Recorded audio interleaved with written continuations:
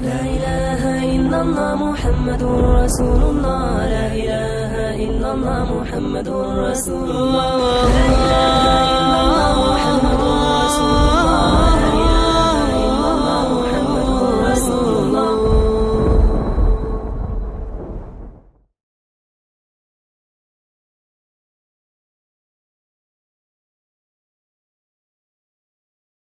السلام علیکم ورحمۃ اللہ وبرکاتہ.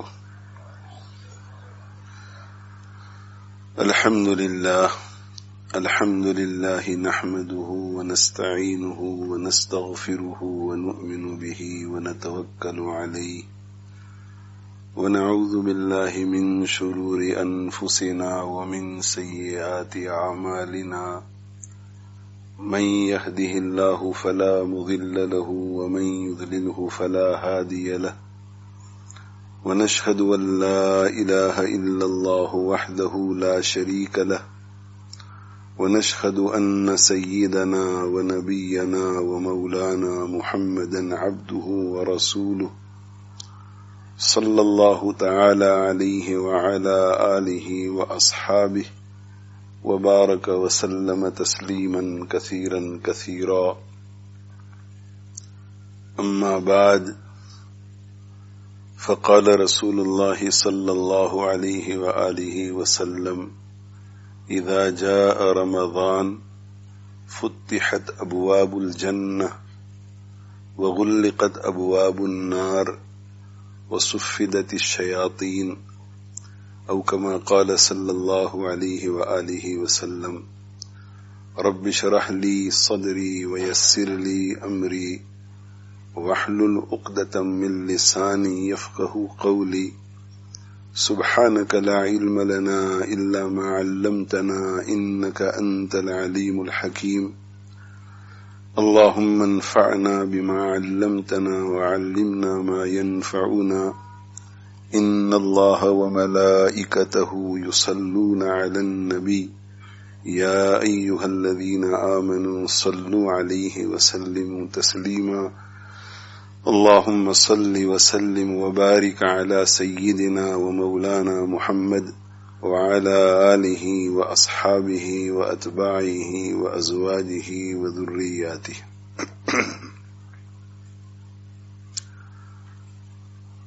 اللہ تعالی شأنہ ارشاد فرماتے ہیں: ان اللہ مع الذین اتقوا.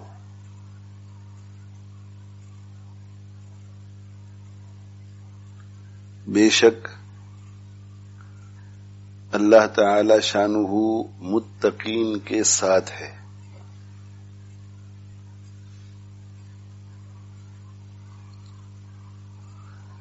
اللہ تعالی شانہ متقین کی فیور میں ہوتے ہیں. اللہ تعالی شانہ متقین کو سپورٹ کرتے ہیں. جیسے ایک شخص لندن میں بیٹھا ہوا ہے اور ہم لیسٹر میں بیٹھے ہوئے ہیں،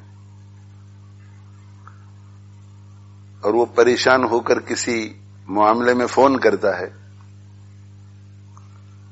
تو لیسٹر میں بیٹھے بیٹھے ہم ان کو کہتے ہیں کہ آپ فکر نہ کریں، میں آپ کے ساتھ ہوں. تو اللہ جل جلالہ وعم نوالہ متقین کے ساتھ ہیں. اس کا مطلب یہ ہے کہ اللہ تعالی شانہ دنیا میں بھی، موت کے وقت بھی، قبر میں بھی، قیامت کے دن بھی، پل صراط پر سے گزرنے کے وقت بھی متقین کے ساتھ ہے.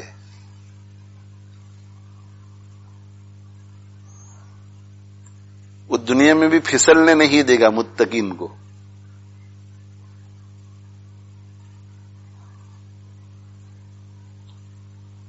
پھسلنے نہیں دے گا.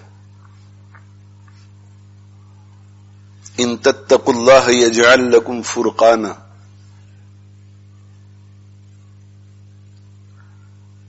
حق اور باطل باطل کے درمیان، صحیح اور غلط کے درمیان تمیز کی صلاحیت عطا فرماتے ہیں.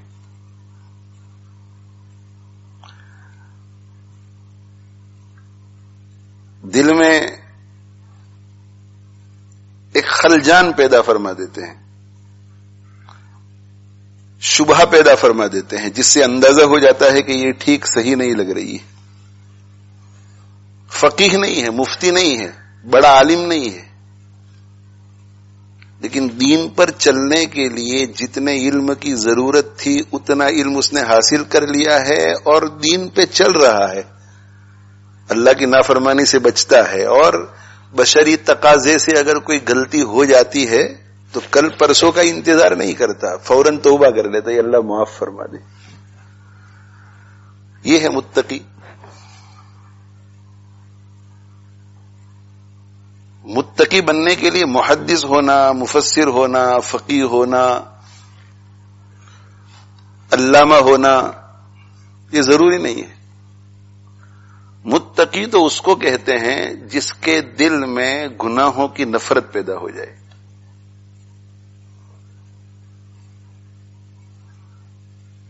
جیسے میرے اور آپ کے دل میں پیشاب کی نفرت ہے، ہم اسے نجاست سمجھتے ہیں.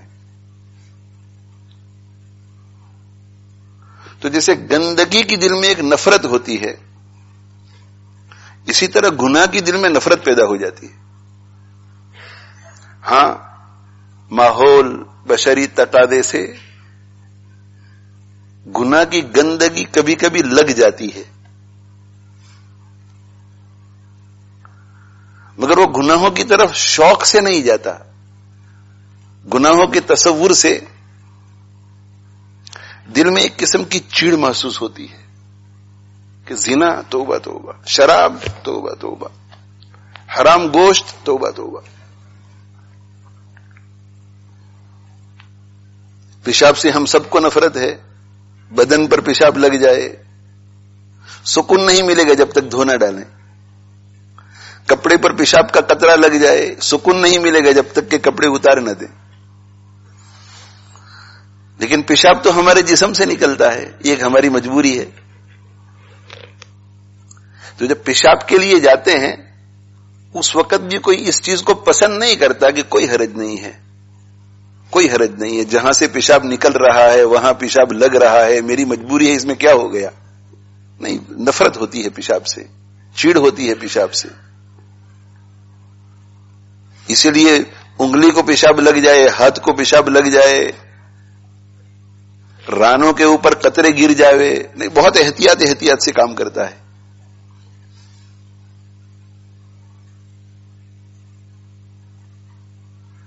گناہ کی دل میں نفرت پیدا ہو جائے. میں بھی میرے بھائیوں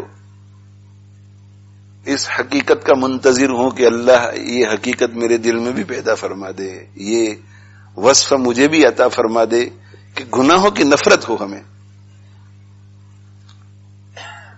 اور کیوں گناہوں کی نفرت نہ ہو؟ جبکہ گناہ نام ہے اللہ کی نافرمانی کا،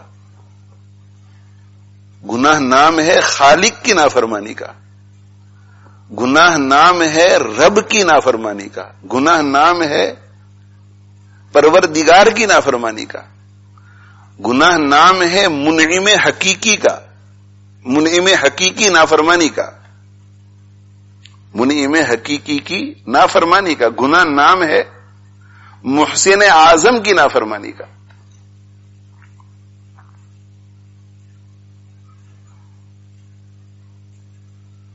گناہ نام ہے اس کی نافرمانی کا جس نے ہمیں عدم سے وجود بخشا، اور عدم سے وجود بھی بخشا تو کامل بخشا، لولا نہیں بنایا، لنگڑا نہیں بنایا، اندھا نہیں بنایا، بہرا نہیں بنایا، گونگا نہیں بنایا، پاگل نہیں بنایا، کامل الخلق بنایا. اور روحانی اعتبار سے بھی مومن اور مسلم بنایا. اور پھر مومن بھی 1,24,000 کم و بیش انبیاء علیہم الصلاۃ والسلام میں سے سب سے افضل کی امت کا فرد بنایا.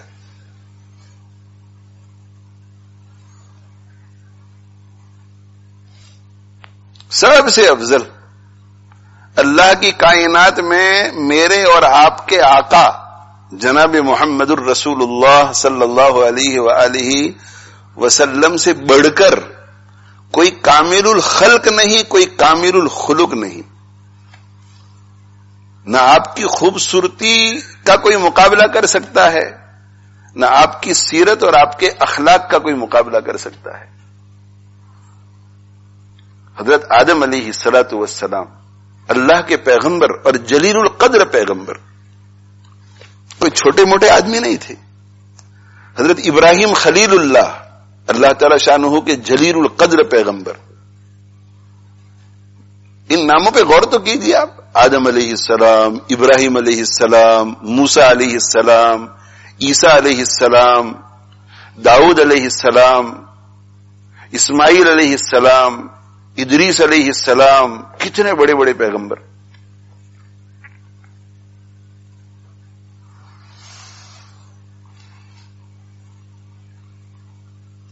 لیکن حق تعالی شانہ نے جو مقام آمینہ کے یتیم لال کو عطا فرمایا، وہ ان میں سے کسی کو نہیں. صحن چمن کو اپنی بہاروں پہ ناز تھا.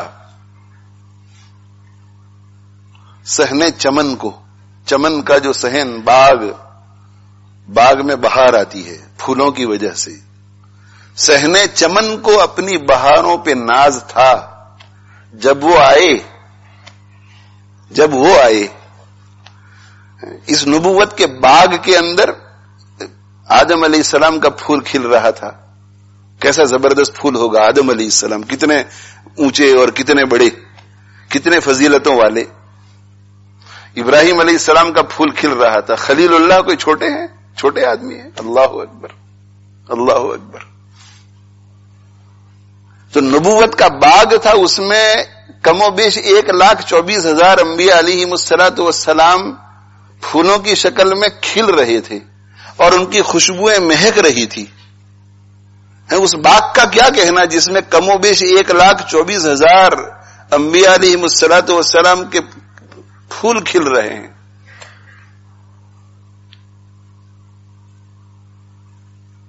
مگر وہ ایک پھول ایسا آیا کہ سب پہ بھاری ہو گیا. صحن چمن کو اپنی بہاروں پہ ناز تھا، جب وہ آئے تو ساری بہاروں پہ چھا گئے.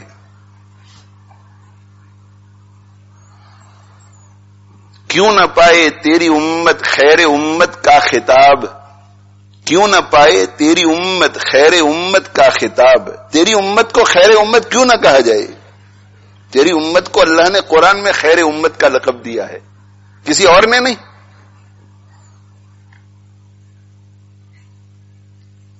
کنتم خیر امہ اخرجت للناس، کیوں نہ پائے تیری امت خیر امت کا خطاب. تو ہے جب خیر البشر خیر الرسل خیر الانام، تو بشر میں سب سے بہتر، رسولوں میں سب سے بہتر. بشر اور رسول کیا تو فرشتوں سے بھی بہتر.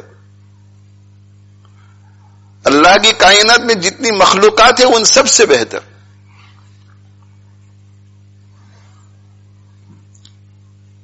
تو اللہ جل جلالہ عم نوالہ نے ہمیں انسان بنایا، کامل بنایا، ایمان کی دولت سے نوازا اور جناب محمد الرسول اللہ صلی اللہ علیہ وآلہ وسلم کی امت کا مومن بنایا. اگر میرے بھائیوں مجھے اور آپ کو عیسیٰ علیہ السلام کی امت کا مومن بنایا جاتا تو بھی اللہ کا اتنا بڑا احسان تھا کہ پوری زندگی سجدے میں سر رکھ کے پڑے رہتے تو احسان ادا نہ ہوتا. اگر مجھے اور آپ کو ابراہیم علیہ السلام کی امت کا، اسماعیل علیہ السلام کی امت کا، لوط علیہ السلام کی امت کا، آدم علیہ السلام کی امت کا، کسی بھی نبی کی امت کا مومن فرد بنایا جاتا، وہ بھی اللہ کا اتنا بڑا احسان تھا کہ پوری زندگی اگر ہم سجدے میں سر رکھ کر پڑے رہتے تو اس احسان کا بدلہ ہم نہ چکا سکتے. تو اس سے بڑھ کر اللہ نے یہ احسان فرمایا کہ سید المرسلین، آقائے دو جہاں، سرور دو عالم صلی اللہ علیہ وآلہ وسلم کی امت کا ہمیں فرد بنایا. اور اس کی وجہ سے کتنی نعمتیں ہمیں ملی، کتنی نعمتیں ہمیں ملی. تو میں یہ عرض کر رہا ہوں کہ گناہ اس اللہ کی نافرمانی کا جس نے ہمیں اتنا بلند مقام عطا فرمایا کیسے ہو سکتا ہے؟ گناہ کیسے ہو سکتا ہے؟ اس ذات کی نافرمانی جس نے ہمیں اتنا بلند مقام عطا فرمایا. ان الجنت حرمت علی الانبیاء حتی ادخلها وان الجنت حرمت علی الامم حتی تدخلها امتی. جنت تمام امتوں پر بند رہے گی جب تک کہ میری امت داخل نہ ہو جائے.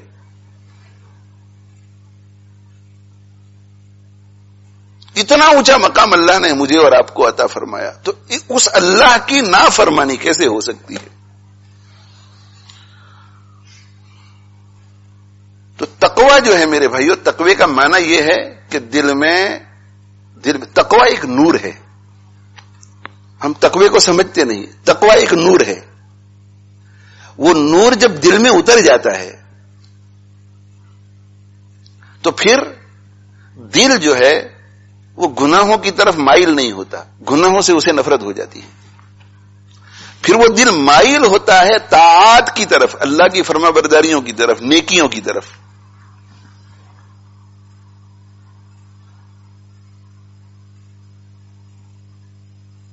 اسی لیے حضرت گنگوہی رحمت اللہ علیہ نے اپنے شیخ حضرت حاجی امداد اللہ مہاجر مکی رحمت اللہ علیہ کو اپنے احوال بتلاتے ہوئے ایک بات جو لکھی تھی وہ یہ لکھی تھی کہ امور شرعیہ امور طبعیہ بن گئے ہیں. جیسے جسم کو سونے کی ضرورت پڑتی ہے تو ترغیب دینے کی ضرورت نہیں ہے سونے کے لیے کہ بھئی آپ سو جاؤ نا اب، بلکہ اسے ہم روکنے کی کوشش کرتے ہیں تو وہ خود کہتا ہے کہ کل بات کر لیں گے، میں ذرا سو جاؤں.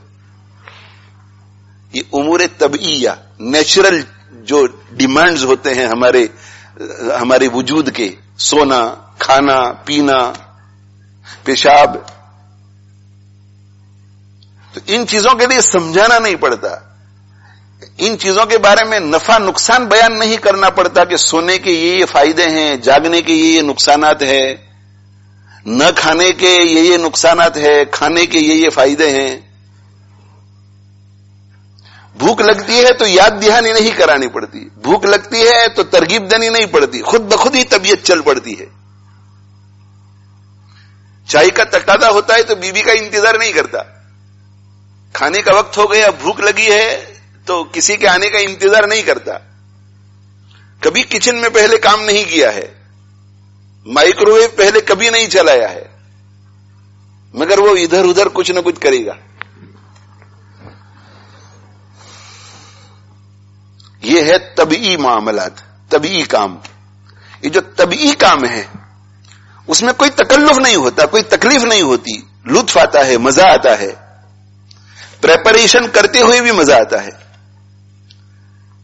تو حضرت گنگوہی رحمت اللہ علیہ فرماتے ہیں کہ امور شرعیہ جو دین کے تقاضے ہیں اب میرے لیے امور طبعیہ بن گئے ہیں. تہجد کے وقت خود بخود آنکھ کھل جاتی ہے، تہجد کے لیے خود بخود بستر سے نکل جاتا ہوں، مزہ آتا ہے، وضو کرتا ہوں، مصلی پہ کھڑا ہو جاتا ہوں.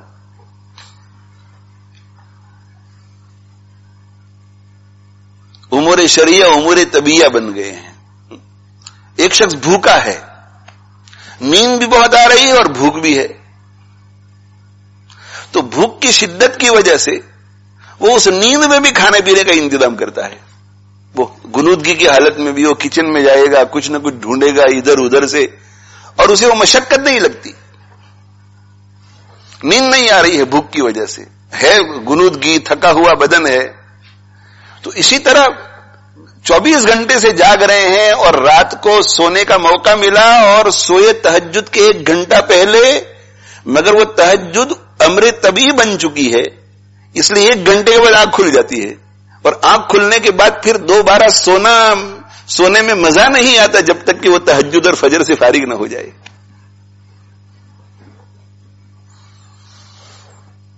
حضرت مولانا عاشق الہی میرٹھی صاحب رحمہ اللہ تعالی فرماتے ہیں کہ ہم لوگ سفر میں تھے اور سفر بھی پر مشقت، حضرت مولانا خلیل احمد سہارنپوری رحمۃ اللہ علیہ کے ساتھ سفر بھی پر مشقت، حضرت مولانا خلیل احمد سہارنپوری رحمۃ اللہ علیہ، حضرت شیخ الحدیث مولانا زکریا صاحب رحمۃ اللہ علیہ کے شیخ، حضرت جی مولانا الیاس صاحب رحمۃ اللہ علیہ کے شیخ،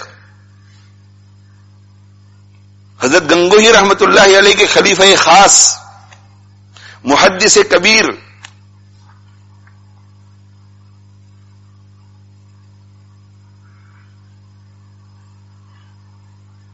تو مولانا عاشق الہی میرٹھی صاحب رحمۃ اللہ علیہ فرماتے ہیں کہ پیرانہ سالی ہے، بڑھاپا ہے، سفر میں ہے، اور سفر میں غیر متوقع طور پر جہاں قیام ہونا چاہیے تھا وہاں نہیں پہنچ سکے، تو کسی جگہ پر ہم ٹھہر گئے،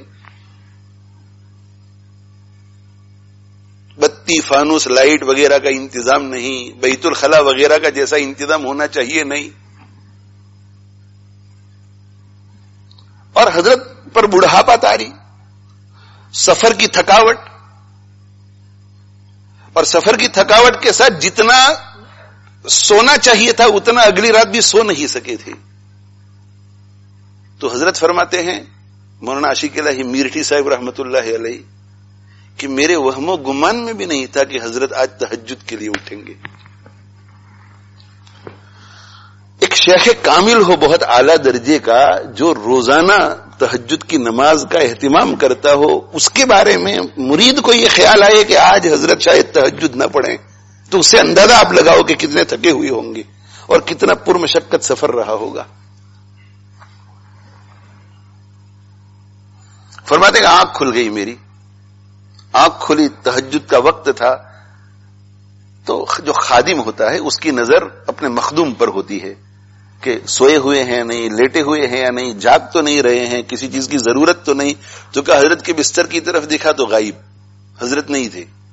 میں اٹھ گیا جلدی سے کہ حضرت کہاں ہے، ہم تو نئی جگہ پر ہیں، حضرت کو استنجے کی ضرورت ہوگی، وضو کی ضرورت ہوگی، پانی کی ضرورت ہوگی، اور یہ بزرگان دین جو ہیں یہ عیش پرست نہیں ہوتے، عیش پرست نہیں ہوتے، عیش پرست نہیں ہوتے۔ حضرت جی مولانا الیاس صاحب رحمۃ اللہ علیہ سے حضرت مولانا محمود الحسن صاحب گنگوہی رحمۃ اللہ علیہ نے پوچھا کہ حضرت خلافت کب دی جاتی ہے؟ ایک شیخ اپنے مرید کو خلافت کب دیتا ہے؟ تو اس کی تفصیلات ہیں، لیکن الگ الگ طریقے سے سمجھایا جاتا ہے۔ تو حضرت مولانا الیاس صاحب رحمۃ اللہ علیہ نے فرمایا کہ جب مرید اپنے شیخ کی خدمت اس طرح کرتا ہے کہ اپنے آپ کو بالکل فنا کر دیتا ہے، اپنی راحت کو اپنے شیخ کی راحت کے خاطر فنا کر دیتا ہے، اپنا کھانا، اپنا پینا، اپنا سونا، اپنا اٹھنا، ان سب چیزوں کا خیال نہیں رکھتا، خیال یہ رکھتا ہے کہ میرے شیخ کو میری کس وقت کس کام کے لیے ضرورت ہے، گویا وہ تابع ہو جاتا ہے پورے طور پر۔ حضرت مولانا عبد القادر رائے پوری رحمت اللہ علیہ جب شاہ عبد الرحیم صاحب رائے پوری رحمت اللہ علیہ کی خدمت میں پہنچے، عالم تھے، مرید ہو گئے، مرید ہو کر خانقاہ میں رہے، خانقاہ میں رہے تو ایک دن، دو دن، تین دن، چند دن گزرے، اچانک شاہ عبد الرحیم صاحب رائے پوری رحمت اللہ علیہ فرمانے لگے کہ مولوی عبد القادر، ہم نے تو تمہیں پوچھا ہی نہیں کہ سوتے کہاں ہے۔ شیخ مشغول تھے اپنی خانقاہ میں، ذہن سے نکل گیا، اب یہ تو نو وارد مہمان ہے اور آئے بھی ہیں مستقل، اب جب تک حضرت رہیں گے خدمت میں رہیں گے انشاءاللہ۔ بیوی بچوں سے، ماں باپ سے اجازت لے کر آئے ہیں۔ مولوی عبد الرحیم، ہم نے تو پوچھا ہی نہیں کہ آپ سوتے کہاں ہیں، تو کہا حضرت میں سو جاتا ہوں، آپ میری فکر نہ فرمائے گا۔ پھر بھی اب نیا آدمی آیا ہو، وہ کسی کے کمرے میں گھس کر کے تو نہیں سو سکتا نا، تو فرمایا جب بہت اصرار کیا تو فرمایا کہ حضرت وہ جانوروں کے استبل میں ایک کونے میں بہت اچھی جگہ ہے، گھاس پر، وہاں جا کے سو جایا کرتا۔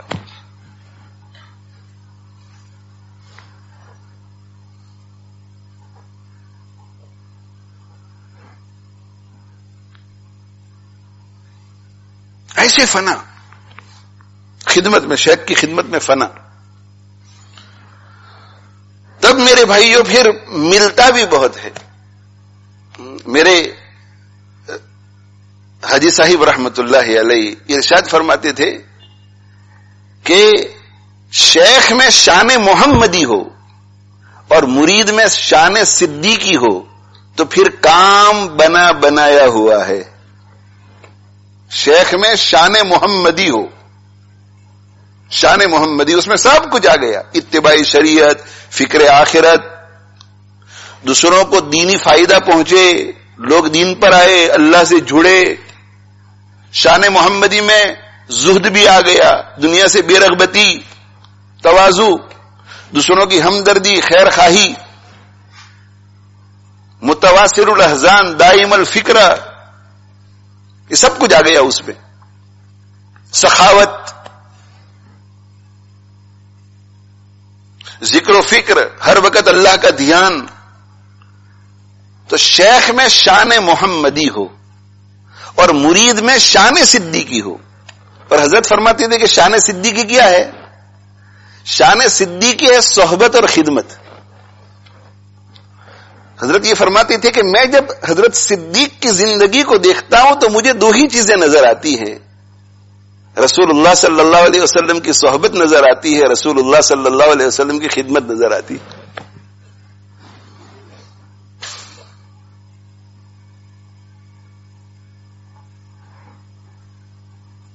اللہ کے نبی صلی اللہ علیہ وآلہ وسلم حضرت صدیق کے گھر آئے، گھر تشریف لائے، دوپہر کا وقت.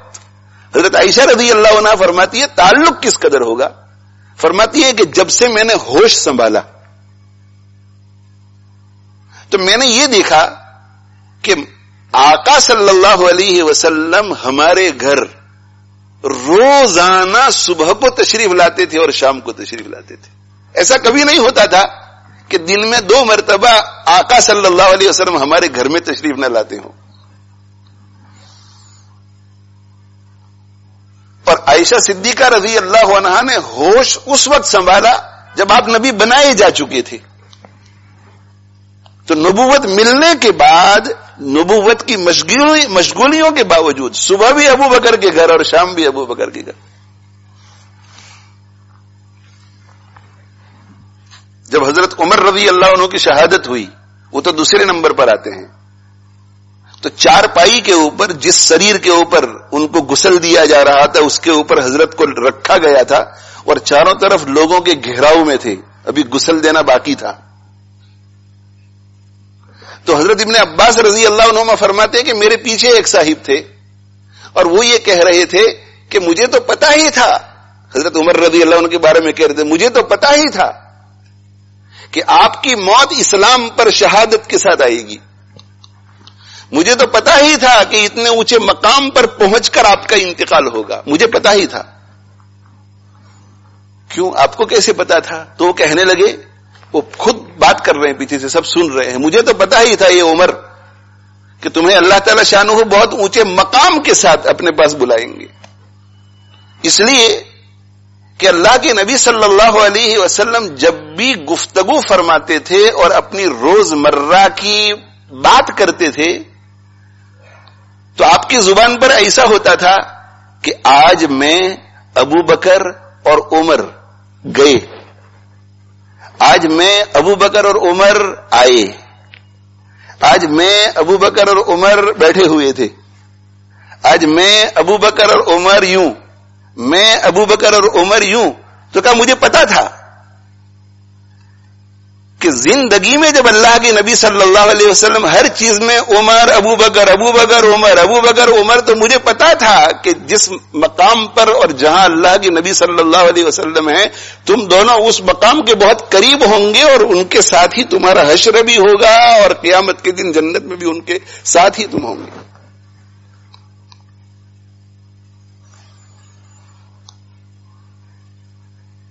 صحبت ہر وقت اللہ کے نبی صلی اللہ علیہ وسلم کے ساتھ، روزانہ 2 مرتبہ تشریف لاتے تھے.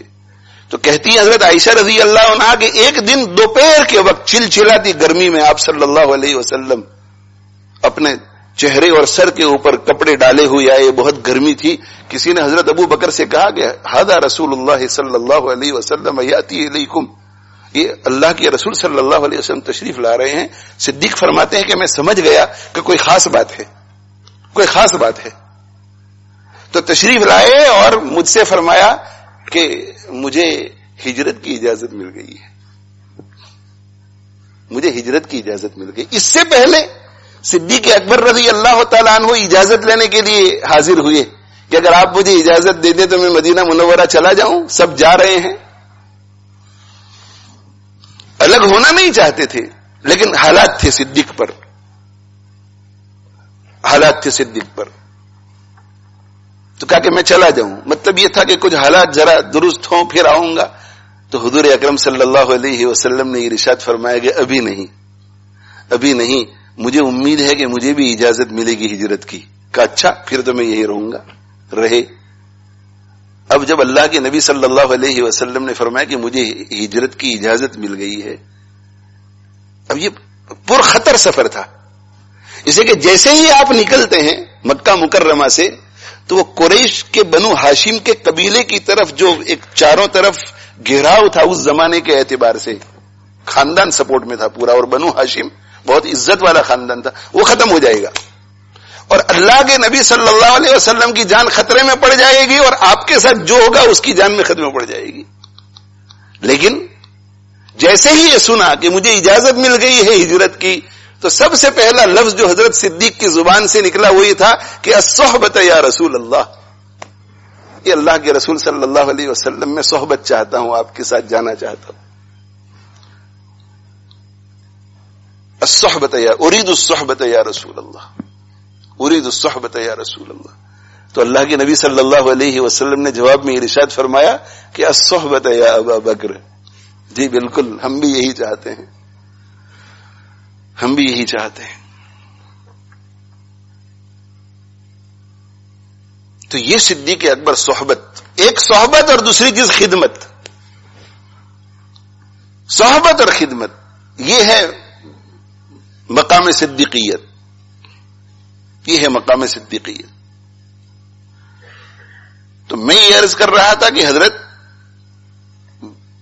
صدیق اکبر رضی اللہ تعالیٰ عنہ کی زندگی کو اگر آپ دیکھیں تو آپ کو یہی ملے گا, صحبت خدمت, صحبت خدمت, صحبت خدمت. جنگ بدر میں آپ صلی اللہ علیہ وسلم کے لیے خیمہ بنایا گیا. بھائی خیمے کے دروازے پر کون کھڑا رہے گا؟ اب سب کو پتا تھا کہ چاروں طرف سے دشمن کی نظر اس خیمے پر ہوگی. سب سے زیادہ خطرہ اس کو ہوگا جو وہاں کھڑا رہے گا کہ میں ہوں یہ اللہ کے رسول صلی اللہ علیہ وسلم, میں کھڑا رہوں گا یار. اور ظاہر ہے کہ سب سے زیادہ اعتماد بھی صدیق اکبر رضی اللہ عنہ پر تھا, اسی لیے اس پر خطر سفر میں بھی ساتھ رکھا. صحبت. ایک رات نبی صلی اللہ علیہ وسلم نے فرمایا کہ بھئی جس کے گھر کھانا زائد ہو تو ذرا لے کر کے جائے اپنے ساتھ مہمانوں کو. تو صدیق اکبر رضی اللہ عنہ نے کہا کہ میں بھی کچھ مہمانوں کو لے جاتا ہوں. وہ مہمانوں کو لے کر کے گئے اور گھر میں مہمانوں کو چھوڑ دیا, بیٹے کے حوالے کر دیا اور خود واپس آ گئے اور کھانا اللہ کے نبی صلی اللہ علیہ وسلم کے ساتھ کھایا. عشاء کی نماز پڑھی, مغرب اور عشاء کے درمیان حضور صلی اللہ علیہ وسلم کے دسترخوان پر کھانا کھایا, عشاء کی نماز پڑھی. آقا صلی اللہ علیہ وسلم نے حاضرین کو کھانا کھلایا, جتنوں کو کھلا سکے ان کو کھانا کھلایا, اور آپ باقی تھے کھانے کے لیے. تو عشاء کی نماز پڑھنے کے بعد پھر تشریف لے گئے, آقا صلی اللہ علیہ وسلم نے کھانا کھایا, اس کے بعد واپس آئے.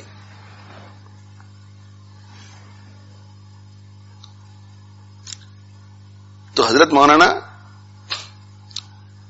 عاشق الہی میرٹھی صاحب رحمت اللہ علیہ فرماتے ہیں کہ میں نے دیکھا, فکر ہوتی ہے آج کل ہم لوگ اپنے بڑوں کے پاس جاتے ہیں تو مخدوم بن کر جاتے ہیں, مخدوم بن کر. ہماری نیتیں یہ ہوتی ہیں کہ وہاں جائیں گے ہمارا اکرام ہوگا, ہمارا اکرام ہوگا, ہمارا اکرام ہوگا, اس لیے کہ ہم لندن سے آئے ہیں, بولٹن سے آئے ہیں, ہمارا اکرام ہوگا. وہاں خادم بن کر نہیں جاتے, طالب بن کر نہیں جاتے, مطلوب بن کر جاتے ہیں, شیخ بن کر جاتے ہیں کہ ہمارا وہاں. اور ہمیں ہمارے ذہن میں بھی ہوتا ہے کہ اب ہم جا رہے ہیں تو یہ ہمارے ایکسپیکٹیشنز ہیں کہ ہمیں ناشتہ بھی اچھی طرح سے ملے, ہمیں دوپہر کا کھانا بھی اچھی طرح ملے, ہمیں شام کا کھانا بھی اچھی طرح ملے. بھائی جب آپ شیخ کے یہاں جا رہے ہیں تو شیخ سمجھتے ہیں مہمان نوازی کے آداب, تو خیال تو آپ کا ضرور کیا جائے گا, مگر ہمیں تو یہ طلب لے کر نہیں جانا چاہیے. اور ذرا ہماری طبیعت کے خلاف کوئی بات ہو گئی, بس ناراض ہو گئے, پسیج گئی طبیعت, ہمارا خیال نہیں رکھا گیا. مولانا عبد القادر رائے پوری رحمت اللہ علیہ وہاں گھاس پہ سو جاتے تھے, اور حضرت تھانوی رحمت اللہ علیہ نے ان سے ایک مرتبہ پوچھا کہ ہم تو حضرت مولانا عبد الرحیم رائے پوری رحمت اللہ علیہ کے پاس بار بار آئے ہیں, حضرت شاہ عبد الرحیم صاحب رائے پوری رحمت اللہ علیہ کے پاس یعنی کئی مرتبہ آئے ہیں وہاں, جتنی مرتبہ بھی جانا ہوا, مگر آپ کو وہاں دیکھنا ہمیں یاد نہیں پڑتا. اللہ اکبر, خادم خاص اور دیکھنا یاد نہیں پڑتا. حضرت شاہ عبد القادر رائے پوری رحمۃ اللہ علیہ خادم خاص ہو گئے شاہ عبد الرحیم رائے پوری رحمۃ اللہ علیہ کے, تو حضرت تھانوی رحمۃ اللہ علیہ فرماتے ہیں کہ ہم وہاں آئے مگر آپ کو دیکھنا یاد نہیں پڑتا. بعد میں جب شاہ عبد القادر رحمۃ اللہ علیہ کا دور آیا تو یاد نہیں پڑتا وہاں دیکھنا. تو شاہ عبد القادر رائے پوری رحمۃ اللہ علیہ مسکرائے اور پھر حلیہ بتایا کہ حضرت آپ نے اس شکل کا آدمی وہاں دیکھا تھا, میلے کپڑوں میں آستین چڑھائے ہوئے دسترخوان بچھاتا تھا, برتن لاتا تھا, برتن اٹھاتا تھا اور برتن کو دھوتا تھا, جھاڑو دیتا تھا, ایسا آدمی آپ نے وہاں دیکھا تھا یا نہیں؟ کہا کہ ہاں ایسا آدمی تو میں نے دیکھا تھا. تو کہا حضرت وہ میں ہی تھا. یعنی اپنے آپ کو خدمت میں ایسا مٹایا تھا شاہ عبد القادر رائے پوری رحمت اللہ علیہ نے کہ حضرت تھانوی رحمت اللہ علیہ جیسا ذہین آدمی بھی پہچان نہ سکا کہ یہ وہی آدمی ہے.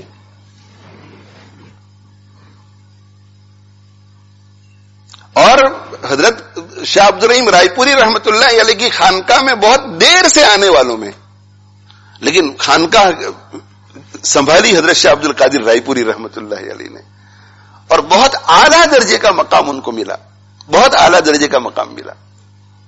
تو خانقاہوں میں میرے بھائیو عاجز بن کر جانا چاہیے, خانقاہوں میں طالب بن کر جانا چاہیے, خانقاہوں میں محتاج بن کر جانا چاہیے. وہاں آرام دہ فیسیلٹی کی نیت سے نہیں جانا, مل گیا تو الحمدللہ نور علی نور, نہیں بھی ملا تو کوئی حرج نہیں.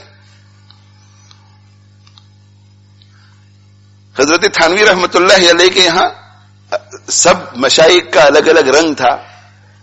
حضرت شاہ عبد القادر رائے پوری رحمت اللہ علیہ کی طبیعت میں نرمی بہت تھی, بہت متواضع تھے. حضرت مدنی رحمت اللہ علیہ کے یہاں بھی یہی تھا, متواضع تو وہ بھی تھے, مگر وہ متواضع کس حالت میں کہ انتظام میں خلل واقع نہ ہو, اس طرح تواضع. جیسے ایک باپ بہت ہمبل ہوتا ہے مگر پھر بھی ذرا آنکھیں نکالتا ہے بیٹے کے اوپر, ایک ٹیچر بہت ہمبل ہوتا ہے مگر وہ سمجھتا ہے کہ اگر آنکھیں نہیں نکالوں گا تو یہ پڑھیں گے نہیں. تو یہ حضرات جو ہے وہ ہمبل تھے اور اتنے مغلوب تھے کہ ہمبلنس ہی سے سب کے ساتھ پیش آتے تھے. اور ادھر جو ہے حضرت تھانوی رحمت اللہ علیہ ایک انتظام برقرار رکھنے کے لیے ہمبل تو بہت تھے وہ بھی, مگر برابر ایک نظام تھا ان کے یہاں, ہر ایک کا اپنا ایک رنگ ہوتا ہے. تو خدام نے آ کر کے کہا کہ حضرت ایک مہمان آئے ہوئے ہیں اور وہ یہ کہہ رہے ہیں کہ رائے پور ہم خانقاہ میں گئے تھے تو وہاں تو صبح کو ناشتے میں حلوہ اور انڈا ملتا تھا, حلوہ اور انڈا. تو چونکہ ہاسپٹل ہے نا, خانقاہ تو ہاسپٹل ہے, اس لیے وہ جو نرسز ہوتی ہے یعنی جو خدمت کرنے والے, وہ سرجن کو بتاتے ہیں کہ یہ ایسی ایسی باتیں ہو رہی ہے. تو حضرت ایک صاحب آئے ہوئے ہیں, تو کچھ لوگ ایسے بھی ہوتے ہیں چند دن اس خانقاہ میں چند دن اس خانقاہ میں, اور وہ فیض باطنی کی طلب میں نہیں ہوتے, فیض بطنی کی طلب میں ہوتے ہیں کہ یہاں کچھ دن گزر جاوے وہاں کچھ دن گزر جاوے. تو پیٹ کے فیض کے لیے چکر لگا رہے ہوتے ہیں, اسی لیے تو یہ خیال آیا. اور وہ کہنے لگے کہ وہاں تو ہمیں ناشتہ کرتے کرتے وہ خادم سے کہا کہ اچھا یہ روٹی اور چائے بسکٹ اور چائے, وہاں میں گیا تھا رائے پور میں تو انڈا اور حلوہ ملتا ہے. تو حضرت تھانوی رحمت اللہ علیہ کی خدمت میں جب یہ بات پیش کی گئی تو حضرت نے فرمایا کہ ان کو کہہ دو کہ اگر حلوہ اور انڈا چاہیے تو کہیں اور جاؤ, ہمارے یہاں تو جلوہ ہوتا ہے، جلوہ، جلال. ہمارے یہاں تو جلوہ ملتا ہے اور ڈنڈا ملتا ہے، حلوہ اور انڈا نہیں، یہاں جلوہ اور ڈنڈا ہوتا ہے. آدمی مٹائے اپنے آپ کو، مٹائے اپنے آپ کو. حضرت شیخ الحدیث مولانا زکریا صاحب رحمۃ اللہ علیہ، حضرت مولانا خلیل احمد سہرانپوری رحمۃ اللہ علیہ کے ساتھ بذل المجہود ابو داؤد شریف کی شرح لکھ رہے ہیں، اور جس کے مقدمے میں حضرت شیخ رحمۃ اللہ علیہ نے تحریر فرمایا تھا کہ میرے عزیز جو کہ میرے لیے لڑکے سے بڑھ کر ہے، جو میرے لیے فوق الولد ہے، یعنی ایسا مٹایا اپنے آپ کو کہ اب شیخ یہ کہہ رہا ہے کہ یہ میرے لیے بیٹے سے بڑھ کر ہے. کہا کہ میرے عزیز مولوی زکریا جو میرے لیے بیٹے سے بڑھ کر ہے، ان کی اس کتاب کو لکھنے میں اتنی محنت ہے کہ حق یہ ہے کہ اس کتاب کو میری نہ کہا جائے، ان کی کہا جائے. ساری محنت تحقیق ان کی ہے، یہ ان کے شیخ نے کہا. اور ان کی اس وقت صلاحیت اور استعداد، چونکہ حضرت شیخ رحمۃ اللہ علیہ بذل المجہود لکھنے میں محنت کر رہے تھے، جب حضرت مولانا خلیل احمد کے سامنے آئی تو اس وقت حضرت مولانا خلیل احمد سہرانپوری رحمۃ اللہ علیہ نے، جو مظاہر علوم سہرانپور کے سرپرست تھے، یہ فیصلہ کیا کہ اب جا کر کے زکریا حدیث پڑھائے گا. حضرت شیخ جوان تھے اس وقت. تو مظاہر علوم سہرانپور میں اچھی اچھی کتابیں پڑھا رہے ہیں، اور مولانا خلیل احمد سہرانپوری رحمۃ اللہ علیہ ہجرت کر کے مدینہ منورہ جا رہے ہیں، اور مرید کو یہ خیال آ رہا ہے کہ میرے حضرت مدینہ منورہ جا رہے ہیں اور میں ان کا تعاون کر رہا ہوں، ان کی خدمت کر رہا ہوں، جسمانی وغیرہ خدمت بھی، اور ساتھ میں یہ حدیث کی خدمت ان کے ساتھ کر رہا ہوں، یہ اکیلے وہاں جا کر کے کیسے کام کریں گے؟ تو انہوں نے مولانا خلیل احمد سہرانپوری رحمۃ اللہ علیہ کی خدمت میں عرض کیا کہ حضرت اگر آپ مجھے اجازت دے دیں تو میں مظاہر علوم سہرانپور کی خدمت کو ترک کر کے آپ کے ساتھ آنا چاہتا ہوں، آپ کے ساتھ آنا چاہتا ہوں. اجازت مل گئی، اجازت مل گئی، آ گئے. اب ظاہر ہے کہ وہاں دوسرے مدرسین، تو ترقی، فیوچر، ہر چیز ذہن میں آتی ہے نا. لیکن جو اللہ کے لیے اپنے آپ کو مٹاتا ہے، طالب بن کر، محتاج بن کر اپنے شیخ کے فیض کو لینے کے لیے، تو جب آئے تھے اس وقت مدرس تھے، اچھی کتابیں پڑھا رہے تھے، مگر اتنی اولیاء کی نہیں، اور جب جا رہے ہیں تو شیخ الحدیث بن کر جا رہے ہیں، تو شیخ الحدیث بن کر. تو آدمی اپنے آپ کو مٹائے میرے بھائیوں. تو میں یہ عرض کر رہا تھا حضرت مولانا شیخ الہند مولانا محمود الحسن صاحب دیوبندی رحمت اللہ علیہ، جب ان کو حجاز میں گرفتار کر لیا گیا، لمبا قصہ ہے، اور حجاز میں ان کو گرفتار کر لیا گیا اور گرفتار کر کے ان کو مالٹا کی جیل میں پھر بند کر دیا گیا. بہت مشہور ہے، مالٹا کی جیل میں ایک لمبا عرصہ حضرت رہے. تو مولانا محمود الحسن صاحب دیوبندی رحمت اللہ علیہ، جن کو شیخ الہند کہا جاتا ہے، ان کے اجل شاگردوں میں سے حضرت تھانوی رحمت اللہ علیہ بھی ہیں اور حضرت مولانا حسین احمد مدنی رحمت اللہ علیہ بھی ہیں. تو حضرت مولانا حسین احمد مدنی رحمت اللہ علیہ نے حکومت کے کارندوں میں سے، اس وقت ترکیہ حکومت تھی، اور ترکیہ حکومت کا وہاں جو گورنر تھا، جو شریف تھا، اس نے کسی کے اشارے پر ان کو گرفتار کر کے حوالے کر دیا حکومت برطانیہ کے. تو حضرت مولانا حسین احمد مدنی رحمت اللہ علیہ کو فکر یہ ہوئی کہ جیل میں میرے حضرت اکیلے کیسے زندگی گزاریں گے. یہ سوچنے کی بات ہے.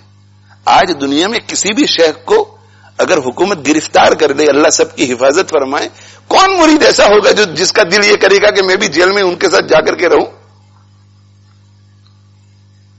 اور اس وقت کے جو پولیٹیکل حالات تھے ان میں پتہ ہی نہ چلے. تو انہوں نے حکومت کے کارندوں میں سے ایک کو پکڑا جو مدینہ منورہ کے علاقے میں ذمہ دار تھا، اور کہا کہ مجھے بھی گرفتار کراؤ، کسی طرح مجھے بھی گرفتار کراؤ. تو اس نے کہا کہ آپ کا جب کوئی جرم ہی نہیں ہے تو میں گرفتار کیسے کراؤں آپ کو؟ میں شریف مکہ کو اگر جا کر کہوں کہ یہ بھی خطرناک ہے تو مجھے کچھ کہنا تو پڑے گا نا. تو حضرت شیخ الاسلام مولانا حسین احمد مدنی رحمت اللہ علیہ اس کارندے کو سمجھاتے ہیں کہ مجھے گرفتار کیسے کرانا ہے، اور یہ فرماتے ہیں کہ جن کو ہم نے گرفتار کیا ہے ان کا ایک شاگرد مدینہ منورہ میں ہے اور انفلوئنس اس کا بہت ہے. پوری دنیا سے حدیث پڑھنے کے لیے لوگ مسجد نبوی میں اس کے پاس آتے ہیں, اور اگر یہ ایک لفظ بھی کچھ ہمارے خلاف بول دے تو ہنگامے کا احتمال ہے. اس لیے میں آپ سے درخواست کرتا ہوں کہ عافیت اسی میں کہ اسے بھی گرفتار کر لیا جائے. خود مولانا حسین احمد مدنی رحمۃ اللہ علیہ یہ شکایت پہنچائی گئی, گرفتار ہو گئے اور شیخ الہند رحمۃ اللہ علیہ اور مولانا حسین احمد مدنی رحمۃ اللہ علیہ دونوں نے مالٹا کی جیل کاٹی. اور جب سردی کا موسم آتا تھا, وہ یورپ میں ہے مالٹا قریب میں, جب سردی کا موسم آتا تھا تو جو ہمارے یہاں ماحول ہے وہی ماحول, اور جیل کی کوٹھڑیوں کے اندر ہیٹر ویٹر نہیں تھا, اور شیخ الہند رحمۃ اللہ علیہ روزانہ فجر کی نماز سے پہلے اٹھ کر کے تہجد پڑھتے تھے.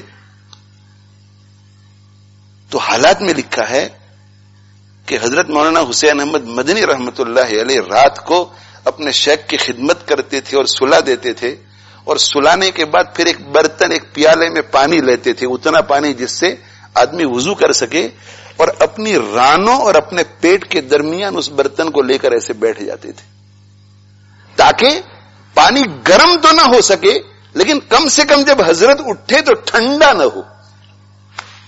ہو. شیخ سوئے ہوئے ہیں اور مولانا حسین احمد مدنی رحمت اللہ علیہ اکڑو بیٹھے ہوئے ہیں, برتن ہے یہاں تاکہ رانوں کے ذریعے اور یہ پیٹ کے ذریعے برتن کو گرمی پہنچے, اور اس گرمی کی وجہ سے پانی جو ہے ٹھنڈا نہ رہے, فریزنگ نہ رہے, تاکہ حضرت کو تکلیف نہ ہو وضو کرتے ہوئے. اب میرے بھائیو اس واقعے پر ذرا تھوڑا سا غور کیجیے, آپ تھوڑا سا غور کیجیے کہ جس وقت گرفتاری دے رہے تھے کہ مجھے گرفتار کر لو, تو گرفتاری جب دے رہے تھے تو مولانا حسین احمد مدنی رحمت اللہ علیہ کو یہ معلوم تھا نا کہ دو پاسبلٹی ہے, ایک تو یہ کہ ہم دونوں کو ساتھ رکھیں گے, اور ایسا بھی ہو سکتا ہے کہ زندگی پر ہم دونوں کو نہ دیکھ سکے. اس پاسبلٹی کے باوجود انہوں نے چانس لیا کہ شاید میں اپنے شیخ کی خدمت کر سکوں. تو حضرت مولانا عاشق الہی میرٹھی صاحب کے بارے میں نے کہا کہ وہ اٹھے رات کو اور دیکھا کہ حضرت نہیں ہے, تو فکر میں پڑ گئے, جلدی سے اٹھے اور کہا کہ حضرت پتہ نہیں کہاں نکل گئے, استنجے کا تقاضا ہوا, کہاں چلے گئے. کہتے کہ ڈھونڈتے ڈھونڈتے کہیں میدان میں باہر ملے نہیں, استنجا نہیں, کہاں ہے حضرت؟ تو کہا ڈھونڈتے ڈھونڈتے جو ہے قریب میں ایک مسجد تھی, میں وہاں پہنچ گیا. اندھیرے میں ایک مسجد تھی چھوٹی سی, اندر جب میں داخل ہوا تو حضرت تہجد میں مشغول تھے. حضرت تہجد میں مشغول تھے, غور سے سنی, حضرت تہجد میں مشغول تھے. مولانا عاشق الہی میرٹھی صاحب رحمۃ اللہ علیہ فرماتے ہیں کہ میں سوچ میں پڑ گیا کہ حضرت کو کیسے پتا اس مسجد کا, یہاں تو ہم پہلے کبھی آئے نہیں ہیں. تو کہا پھر میرے ذہن نے کام کیا کہ جب ہم آئے تھے رات کو اندھیرے میں, اور اس وقت حضرت کو ایک جگہ پر بٹھا کر میں سونے کے اور کھانے پینے کے انتظام کے لیے ادھر ادھر بھاگ دوڑ کر رہا تھا, اس وقت چپکے سے حضرت نکل گئے ہوں گے اور اپنی تہجد کا انتظام پہلے سے سوچ لیا ہوگا. میں یہ عرض کر رہا ہوں کہ یہ طبیعی ہو جاتا ہے, طبیعی نیچرل ہو جاتا ہے, نیچر کا ایک تقاضا ہو جاتا ہے, نیچر کا تقاضا ہو جاتا ہے جب دل میں تقوی کا نور اتر جاوے. اس لیے میرے بھائیو اللہ سے تقوی کا نور مانگو, تقوی کا نور مانگو, تقوی کا نور مانگو. اے اللہ میرے دل میں نور پیدا کر دے, اللہم اجعل فی قلبی نورا. اے اللہ دل میں بھی نور پیدا کر دے, آنکھ میں بھی. یہ اللہ کے نبی صلی اللہ علیہ وسلم کی دعا ہے, اللہم اجعل فی قلبی نورا وفی بصری نورا وفی سمعی نورا وعن یمینی نورا وعن شمالی نورا ومن فوقی نورا ومن تحتی نورا ومن فوقی نورا ومن تحتی نورا ومن امامی نورا ومن خلفی نورا. کہ اللہ میری آنکھوں میں نور پیدا فرما دے, کانوں میں نور پیدا فرما دے, دل میں نور پیدا فرما دے, دائیں طرف بائیں طرف.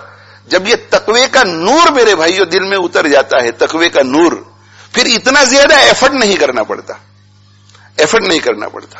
پھر دل ایفرٹ نہیں کرنا پڑتا, یعنی عبادت کی طرف چلنے کے لیے. ہاں مشکل تو لگے گی, چونکہ آپ تھکے ہوئے ہیں تو مشکل تو لگے گا. جیسے ایک بیمار آدمی ہے, ایفرٹ فیصلہ کرنے کے لیے ایفرٹ نہیں چاہیے کہ مجھے کل روزہ رکھنا ہے. ہاں پھر چونکہ بیمار ہے اس لیے روزہ رکھے گا تو مشقت محسوس ہوگی. ایک ہی گھنٹہ آپ سوئے ہیں تو تہجد پڑھنی ہے, تہجد کے لیے اٹھنا ہے, یہ عزم کرنے کے لیے ایفرٹ کی ضرورت نہیں ہوگی, لیکن ظاہر ہے کہ تہجد پڑھنے میں ایفرٹ ہوگا, اسی پر اجر و ثواب مرتب ہوگا.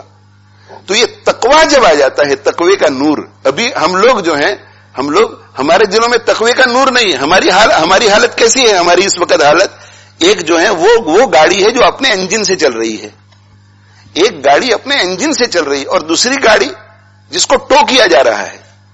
تو جو انجن والی گاڑی ہے وہ خود بخود چلتی ہے, اور وہ ٹو کی جانے والی گاڑی ہے وہ اس وقت تک چلے گی جب تک کہ اس کو آگے والی گاڑی کھینچے گی. آگے والی گاڑی رک گئی تو یہ بھی رک گئی. ہمارا اس وقت کیا حال ہے؟ ہمارے قلب میں تقوی کا نور نہیں, اور چونکہ تقوی کا نور نہیں اس لیے ہمیں اعتکاف کا ماحول مل جاتا ہے تو گاڑی ٹو کرتی ہے. اب یہ تو اعتکاف کے ماحول کی وجہ سے ہماری زندگی میں تقوی آ جاتا ہے اور ہم چلنے لگ جاتے ہیں. ہم عمرے کے لیے چلے گئے تو مکہ مکرمہ کے ماحول کی وجہ سے ہماری گاڑی چل پڑتی ہے, مدینہ منورہ کے ماحول کی وجہ سے گاڑی چل پڑتی ہے. کبھی کبھی ایک دم قبر کا خوف پیدا ہو گیا, اس لیے کہ ہمارے دوستوں میں سے کسی کا اچانک انتقال ہو گیا جوانی میں, تو خوف پیدا ہو گیا کہ قبر میں کیا ہوگا. یہ خوف ہمیں چلاتا ہے. کبھی جہنم کا خوف آ گیا تو وہ چلاتا ہے. کبھی ہمارا کورٹ میں کیس چل رہا ہے تو کورٹ میں کیا ہوگا یہ ہمیں چلائے گا کہ اللہ راضی ہوگا تو یہ کورٹ کے کیس سے بچ جاؤں گا. ہماری گاڑی جو ہے, ہماری گاڑی یہ خود کے تقوی کے انجن سے نہیں چل رہی ہے, ہماری گاڑی دوسری چیزیں چلاتی ہیں. اسی وجہ سے فلکچویشن بہت ہوتا ہے, کبھی کبھی بہت ہائی, کبھی کبھی بہت لو. کبھی نماز چل رہی ہے تو تہجد اور اشراق بھی اور چھوٹنے لگتی ہے تو فرض نمازیں بھی چھوٹ جاتی ہے. کبھی کبھی تلاوت چل رہی ہے تو تلاوت بھی ہے, ذکر بھی ہے, سب کچھ ہے, اور پھر چھوٹتا ہے تو ایک رکوع تلاوت نہیں, ایک مرتبہ کلمہ طیبہ نہیں. یہ جو تزکیہ کی محنت کرائی جاتی ہے, اللہ کی محنت کرائی جاتی ہے, وہ اسی لیے کہ دل میں تقوی کا نور اتارو. اور جب دل میں تقوی کا نور اترتا ہے پھر انسان کو ماحول کنٹرول نہیں کرتا, انسان ماحول کو کنٹرول کرتا ہے. ماحول انسان کو کنٹرول نہیں کرتا, وہ ماحول کے تابع نہیں ہوتا. ماحول کے تابع نہیں, ماحول اس کے تابع ہو جاتا ہے, ماحول اس کے تابع ہو جاتا ہے. ہم لوگ جو ہیں, ہماری گاڑی اسی وجہ سے کسی جگہ شادی میں چلے گئے اور وہاں نماز کا ماحول نہیں تو ہم بھی بیٹھے رہتے ہیں. اور اللہ والے جو ہوتے ہیں وہ جہاں جاتے ہیں نماز کا وقت آتا ہے, کہتے کہ بھئی نماز کا وقت ہو گیا, وہ اٹھتے ہیں تو ان کے ساتھ سارے حاضرین اٹھ پڑتے ہیں. اسے دل میں تقوی آ جائے, یہ کی ہے, دل میں تقوی آ جائے. اللہ کے نبی صلی اللہ علیہ وآلہ وسلم نے حضرت معاذ ابن جبل رضی اللہ تعالیٰ عنہ کو جب ان کو یمن کی طرف روانہ کیا, اور اس وقت آپ صلی اللہ علیہ وسلم نے کچھ اشارہ فرمایا کہ اے معاذ یہ ہماری اور آپ کی آخری ملاقات ہے, صاف صاف نہیں کہا. تو حضرت معاذ ابن جبل رضی اللہ عنہ پر گریہ طاری ہو گیا, اشارہ کیا کہ شاید جب تم واپس آؤ تو میری اور تمہاری ملاقات نہ ہو. اور حدیث میں آتا ہے کہ اللہ کے نبی صلی اللہ علیہ وسلم ان کے ساتھ آئی کانٹیکٹ نہیں کر رہے تھے, دوسری طرف دیکھ کر کے بات کر رہے تھے, اس لیے کہ جب دو آپس میں ایک دوسرے سے محبت کرنے والے ایسی گفتگو کرتے ہیں تو ٹوٹ جاتے ہیں, گریہ طاری ہو جاتا ہے. تو معاذ بن جبل رضی اللہ عنہ پر گریہ طاری ہوا تو آپ صلی اللہ علیہ وسلم نے ان کو تسلی دیتے ہوئے ارشاد فرمایا کہ اے معاذ ان اول الناس بی المتقون, ان اول الناس بی المتقون. تم یمن میں اور میں یہاں, اس دوری پہ آپ رو رہے ہیں, اور پھر میں آخرت میں چلا جاؤں گا اور تم دنیا میں, یہ بڑی دوری, اس دوری پہ آپ رو رہے ہیں. نہیں, جس کے دل میں تقوی ہوتا ہے وہ مجھ سے قریب ہوتا ہے. ان اول الناس بی المتقون, لوگوں میں سے سب سے زیادہ قریب مجھ سے وہ لوگ ہیں جن کے دلوں میں تقوی کا نور ہے, وہ سب سے زیادہ قریب. اور پھر آگے فرمایا کہ حیث کانو, وہ جہاں کہیں بھی ہوں, میں مدینے میں ہوں اور دوسرا آدمی مدینے میں مگر تقوی کا نور نہیں تو وہ مجھ سے دور ہے, اور میں مدینے میں ہوں اور دوسرا آدمی ہند میں یا سندھ میں بیٹھا ہوا ہے لیکن اس کے دل میں تقوی کا نور ہے تو وہ میرے قریب ہے. میں مدینے میں اس وقت زندہ ہوں, اور جو لوگ اس وقت مدینے میں زندہ ہیں ان کے دلوں میں تقوی کا نور نہیں تو وہ مجھ سے دور. اور 1400 سال کے بعد دنیا میں جو لوگ آئیں گے, کتنا فاصلہ ہے میرے اور ان کے درمیان, اگر ان کے دلوں میں تقوی کا نور ہوگا تو وہ میرے قریب, جہاں کہیں بھی ہوں، جگہ کے اعتبار سے دور ہوں یا زمانے کے اعتبار سے دور ہوں، وہ میرے قریب ہے اگر تقویٰ ہے، اور جگہ کے اعتبار سے بالکل قریب پڑوسی ہیں، یا زمانے کے اعتبار سے ایک ہی زمانہ ہے، مگر دل میں تقوی کا نور نہیں تو وہ مجھ سے دور ہیں۔ ومن کانو، اور جو کوئی بھی ہو، اگر تقوی کا نور ہے، تقوی کا نور، تو حبشے سے آنے والا کالے رنگ کا بلال رضی اللہ تعالیٰ عنہ وہ مجھ سے قریب ہے۔ تقوی کا اگر نور ہے تو وہ مجھ سے قریب ہے، تقوی کا نور ہے تو مجھ سے قریب ہے۔ اللہ اکبر کبیرہ، تقوی کا نور تو مجھ سے قریب، اور میرا چچا ہو ابو لہب، میرا چچا ہو ابو جہل، میرا چچا ہو ابو طالب، اتنی رشتہ داری ہے، عرب، قریشی اور ہاشمی، لیکن تقوی کا نور نہیں تو مجھ سے بہت دور ہے۔ تقوی کا نور نہیں تو دنیا میں بھی مجھ سے دور اور آخرت میں بھی۔ میں جنت میں ہوں گا، وہ جہنم میں ہوں گے، میں جنت میں اور وہ جہنم میں ہوں گے۔ اور جس کے دل میں تقوی کا نور ہے، اور یہ تقوی کا نور ہی اطاعت پر لاتا ہے، یہ سیدھے رستے پر چلاتا ہے۔ ایک صحابی رضی اللہ تعالیٰ عنہ خدمت اقدس میں حاضر ہوئے اور انہوں نے کہا کہ یہ اللہ کے نبی صلی اللہ علیہ وآلہ وسلم، دنیا میں جب کوئی پریشانی ہوتی ہے، جب دل گھبراتا ہے، بے چین ہو جاتا ہے، تو سیدھے آپ کی خدمت میں آ جاتے ہیں اور چہرے انور کی زیارت کر لیتے ہیں تو دل کو سکون پہنچ جاتا ہے۔ آج کل ہم بھی اپنی زندگیوں میں ایسا تجربہ کرتے ہیں کہ ہمیں بعض لوگوں سے محبت ہوتی ہے، بعض لوگوں سے جیسے ماں سے بہت محبت، باپ سے بہت محبت، بعضوں کی مائیں ایسی ہوتی ہیں، بعضوں کے باپ ایسے ہوتے ہیں جو سراپا دعا ہوتے ہیں، اور انہیں کچھ سمجھ میں بھی نہیں آتا کہ میرا بیٹا کس پریشانی میں مبتلا ہے، بزنس کا کوئی پرابلم ہے، جاب کا کوئی پرابلم ہے، سمجھنے کی صلاحیت بھی ان میں نہیں، لیکن ماں کے پاس جاتے ہیں، باپ کے پاس جاتے ہیں اور کہتے ہیں کہ امی میرے لیے دعا کرو، پریشانی ہے، اور وہ سر کے اوپر ہاتھ رکھ کر کہتی کہ بیٹا اللہ تمہارا بھلا کرے، تو ایک دم سے ٹھنڈک ہو جاتی ہے، سکون ہو جاتا ہے۔ میرے بھائیوں، ماں باپ کی قدر کرو، ماں باپ کی قدر کرو، ماں باپ دعاؤں کا مرکز ہے، ماں باپ دعاؤں کا مرکز ہے۔ اسی طرح بعضوں کو اپنے اساتذہ سے محبت ہوتی ہے، اساتذہ میں سے کسی سے محبت ہوتی ہے، بعضوں کو اپنے شیوخ سے محبت ہوتی ہے، اپنے چچا سے محبت ہوتی ہے، ماموں سے محبت ہوتی ہے، بیوی سے محبت ہوتی ہے، اطمینان ہوتا ہے، بیوی جب دو جملے کہہ دیتی ہے تو سکون ہو جاتا ہے۔ ہمارے آقا صلی اللہ علیہ وآلہ وسلم جب غار حرا سے گھر پہنچے سب سے پہلی مرتبہ وہی لے کر، تو گھر پہنچ کر کے فرمایا کہ زمیلونی، مجھے چادر اڑاؤ، کب کبھی طاری ہو گئی آپ صلی اللہ علیہ وآلہ وسلم پر، مجھے چادر اڑاؤ۔ اور پھر حضرت خدیجہ رضی اللہ تعالیٰ عنہا کے سامنے پورا واقعہ بیان فرمایا، اور پورا واقعہ بیان کر کے آپ صلی اللہ علیہ وسلم نے فرمایا کہ یا خدیجہ تو لقد خشیت علی نفسی، مجھے ڈر ہے اپنے اوپر، ڈر ہے مجھے ڈر ہے کہ جب میں یہ اعلان کروں گا تو میری قوم مجھے قتل کر دے گی۔ جہاں بتوں کی پرستش ہو رہی ہو، اور جانتے تھے آپ صلی اللہ علیہ وسلم کہ قوم میں کتنا تعصب ہے اور کتنا تسلب ہے بت پرستی کے معاملے میں، 40 سال کی عمر تک دیکھا تھا ان کو، اور ان میں کھڑے ہو کر مجھے اللہ نے اعلان کرنے کے لیے کہا تو مجھے میری قوم قتل کر دے گی، یا مجھے یہ اندیشہ ہے کہ جو ذمہ داری مجھے دی گئی ہے اسے میں ادا نہیں کر سکوں گا۔ دیکھو اپنی بیوی کے سامنے بات پیش کر رہے ہیں تو بیوی نے کیا کہا، کلا واللہ، ہرگز نہیں، اللہ کی قسم، لا یخزیک اللہ ابدا، اللہ آپ کو کبھی بھی رسوا نہیں کرے گا۔ دیکھو تسلی ہوئی آپ صلی اللہ علیہ وسلم کو، ایک تسلی ہوئی، انک لتصل الرحیم وتحمل الکل، آپ جو ہے صلہ رحمی کرتے ہیں، آپ بوجھ کو اٹھاتے ہیں، بوجھ، جن لوگوں کو بوجھ سمجھا جاتا ہے، جن کو بوجھ سمجھا جاتا ہے آپ ان کی خدمت کرتے ہیں، یتیموں کی، بیواؤں کی، اپاہجوں کی، وتحمل الکل وتکسب المعدوم، فقیروں کو آپ دیتے ہیں، فقیروں کو دیتے ہیں، آپ کے پاس جو زائد چیزیں آتی ہیں وہ فقیروں پر دیتے ہیں، وتکسب المعدوم وتقری الضیف، آپ مہمانوں کی مہمان نوازی کرتے ہیں، اجنبیوں کو کہیں بھی دیکھتے ہیں تو آپ ان کو گھر لے آتے ہیں، کھانا کھلاتے ہیں، ان کے لیے رہنے سہنے کا انتظام کرتے ہیں۔ اور مکہ مکرمہ میں یہ روزمرہ کا معمول تھا، لوگ آ رہے ہیں جا رہے ہیں، آ رہے ہیں جا رہے ہیں۔ وہ تعین علی نوائب الحق، اور جو حق بجانب امور میں مصیبتوں میں مبتلا ہوتا ہے تو آپ اس کا تعاون کرتے ہیں، آپ تعاون کرتے ہیں، اس لیے آپ کو اللہ کبھی بھی ناکام کر کے رسوا نہیں کرے گا۔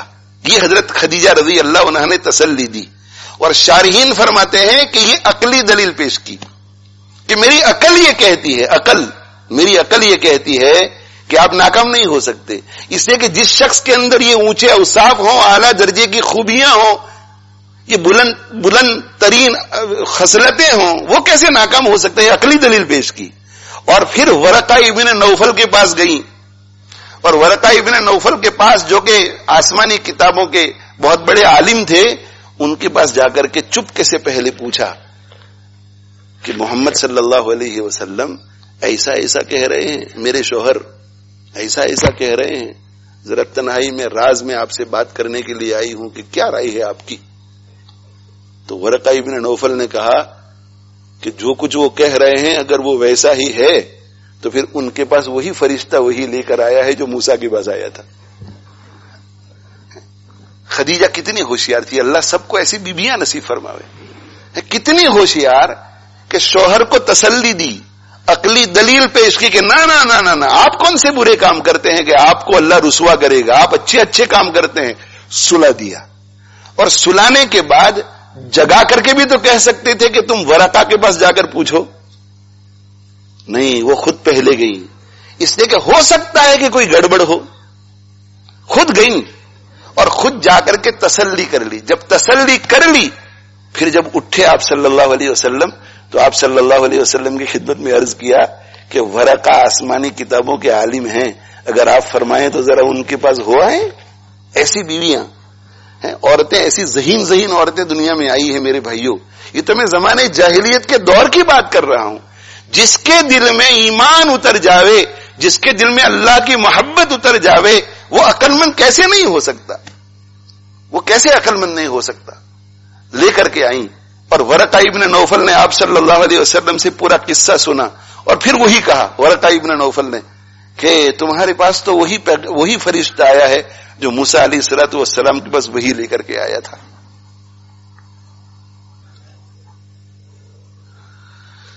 بہرحال میرے بھائیو، تقوی کی بات چل رہی ہے کہ تقوی جو ہے وہ دل میں تقوی کا نور اتر جائے، اور جب دل میں تقوی کا نور اتر جاتا ہے، دل میں تقوی کا نور اتر جاتا ہے تو پھر گاڑی جو ہے وہ خود بخود چلتی ہے، وہ گاڑی خود بخود چلتی ہے. پھر یہ سارے کام جو ہے وہ آسان ہو جاتے ہیں، سارے کام، مشکل سے مشکل کام بھی آسان ہو جاتا ہے، مشکل سے مشکل کام بھی آسان ہو جاتا ہے.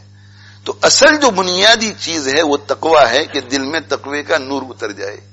اور اللہ تعالی شانہ ارشاد فرماتے ہیں کہ یا ایھا الذین آمنوا کتب علیکم الصیام کما کتب علی الذین من قبلکم لعلکم تتقون.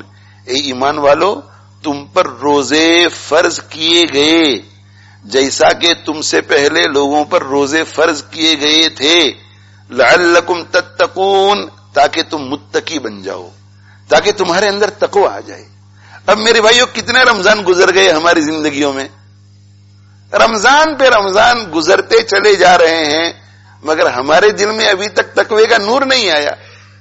اب اگر ہمارے دلوں کے اندر تقوی کا نور نہیں آتا رمضان المبارک کے مہینے میں، اس کا مطلب یہ ہے کہ رمضان کو جیسے گزارنا چاہیے ویسے ہم نہیں گزار رہے.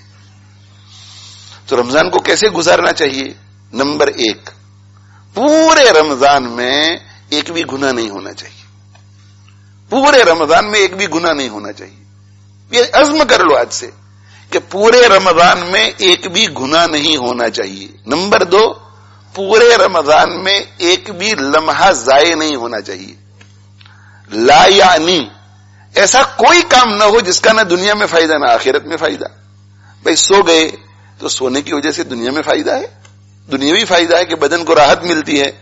پھر بدن کو راحت ملتی ہے تو آپ دنیا کا کام کریں گے، بدن کو راحت ملتی ہے تو آخرت کے لیے بھی کام کریں گے. تو سونے میں دنیا کا بھی فائدہ ہے، آخرت کا بھی فائدہ ہے.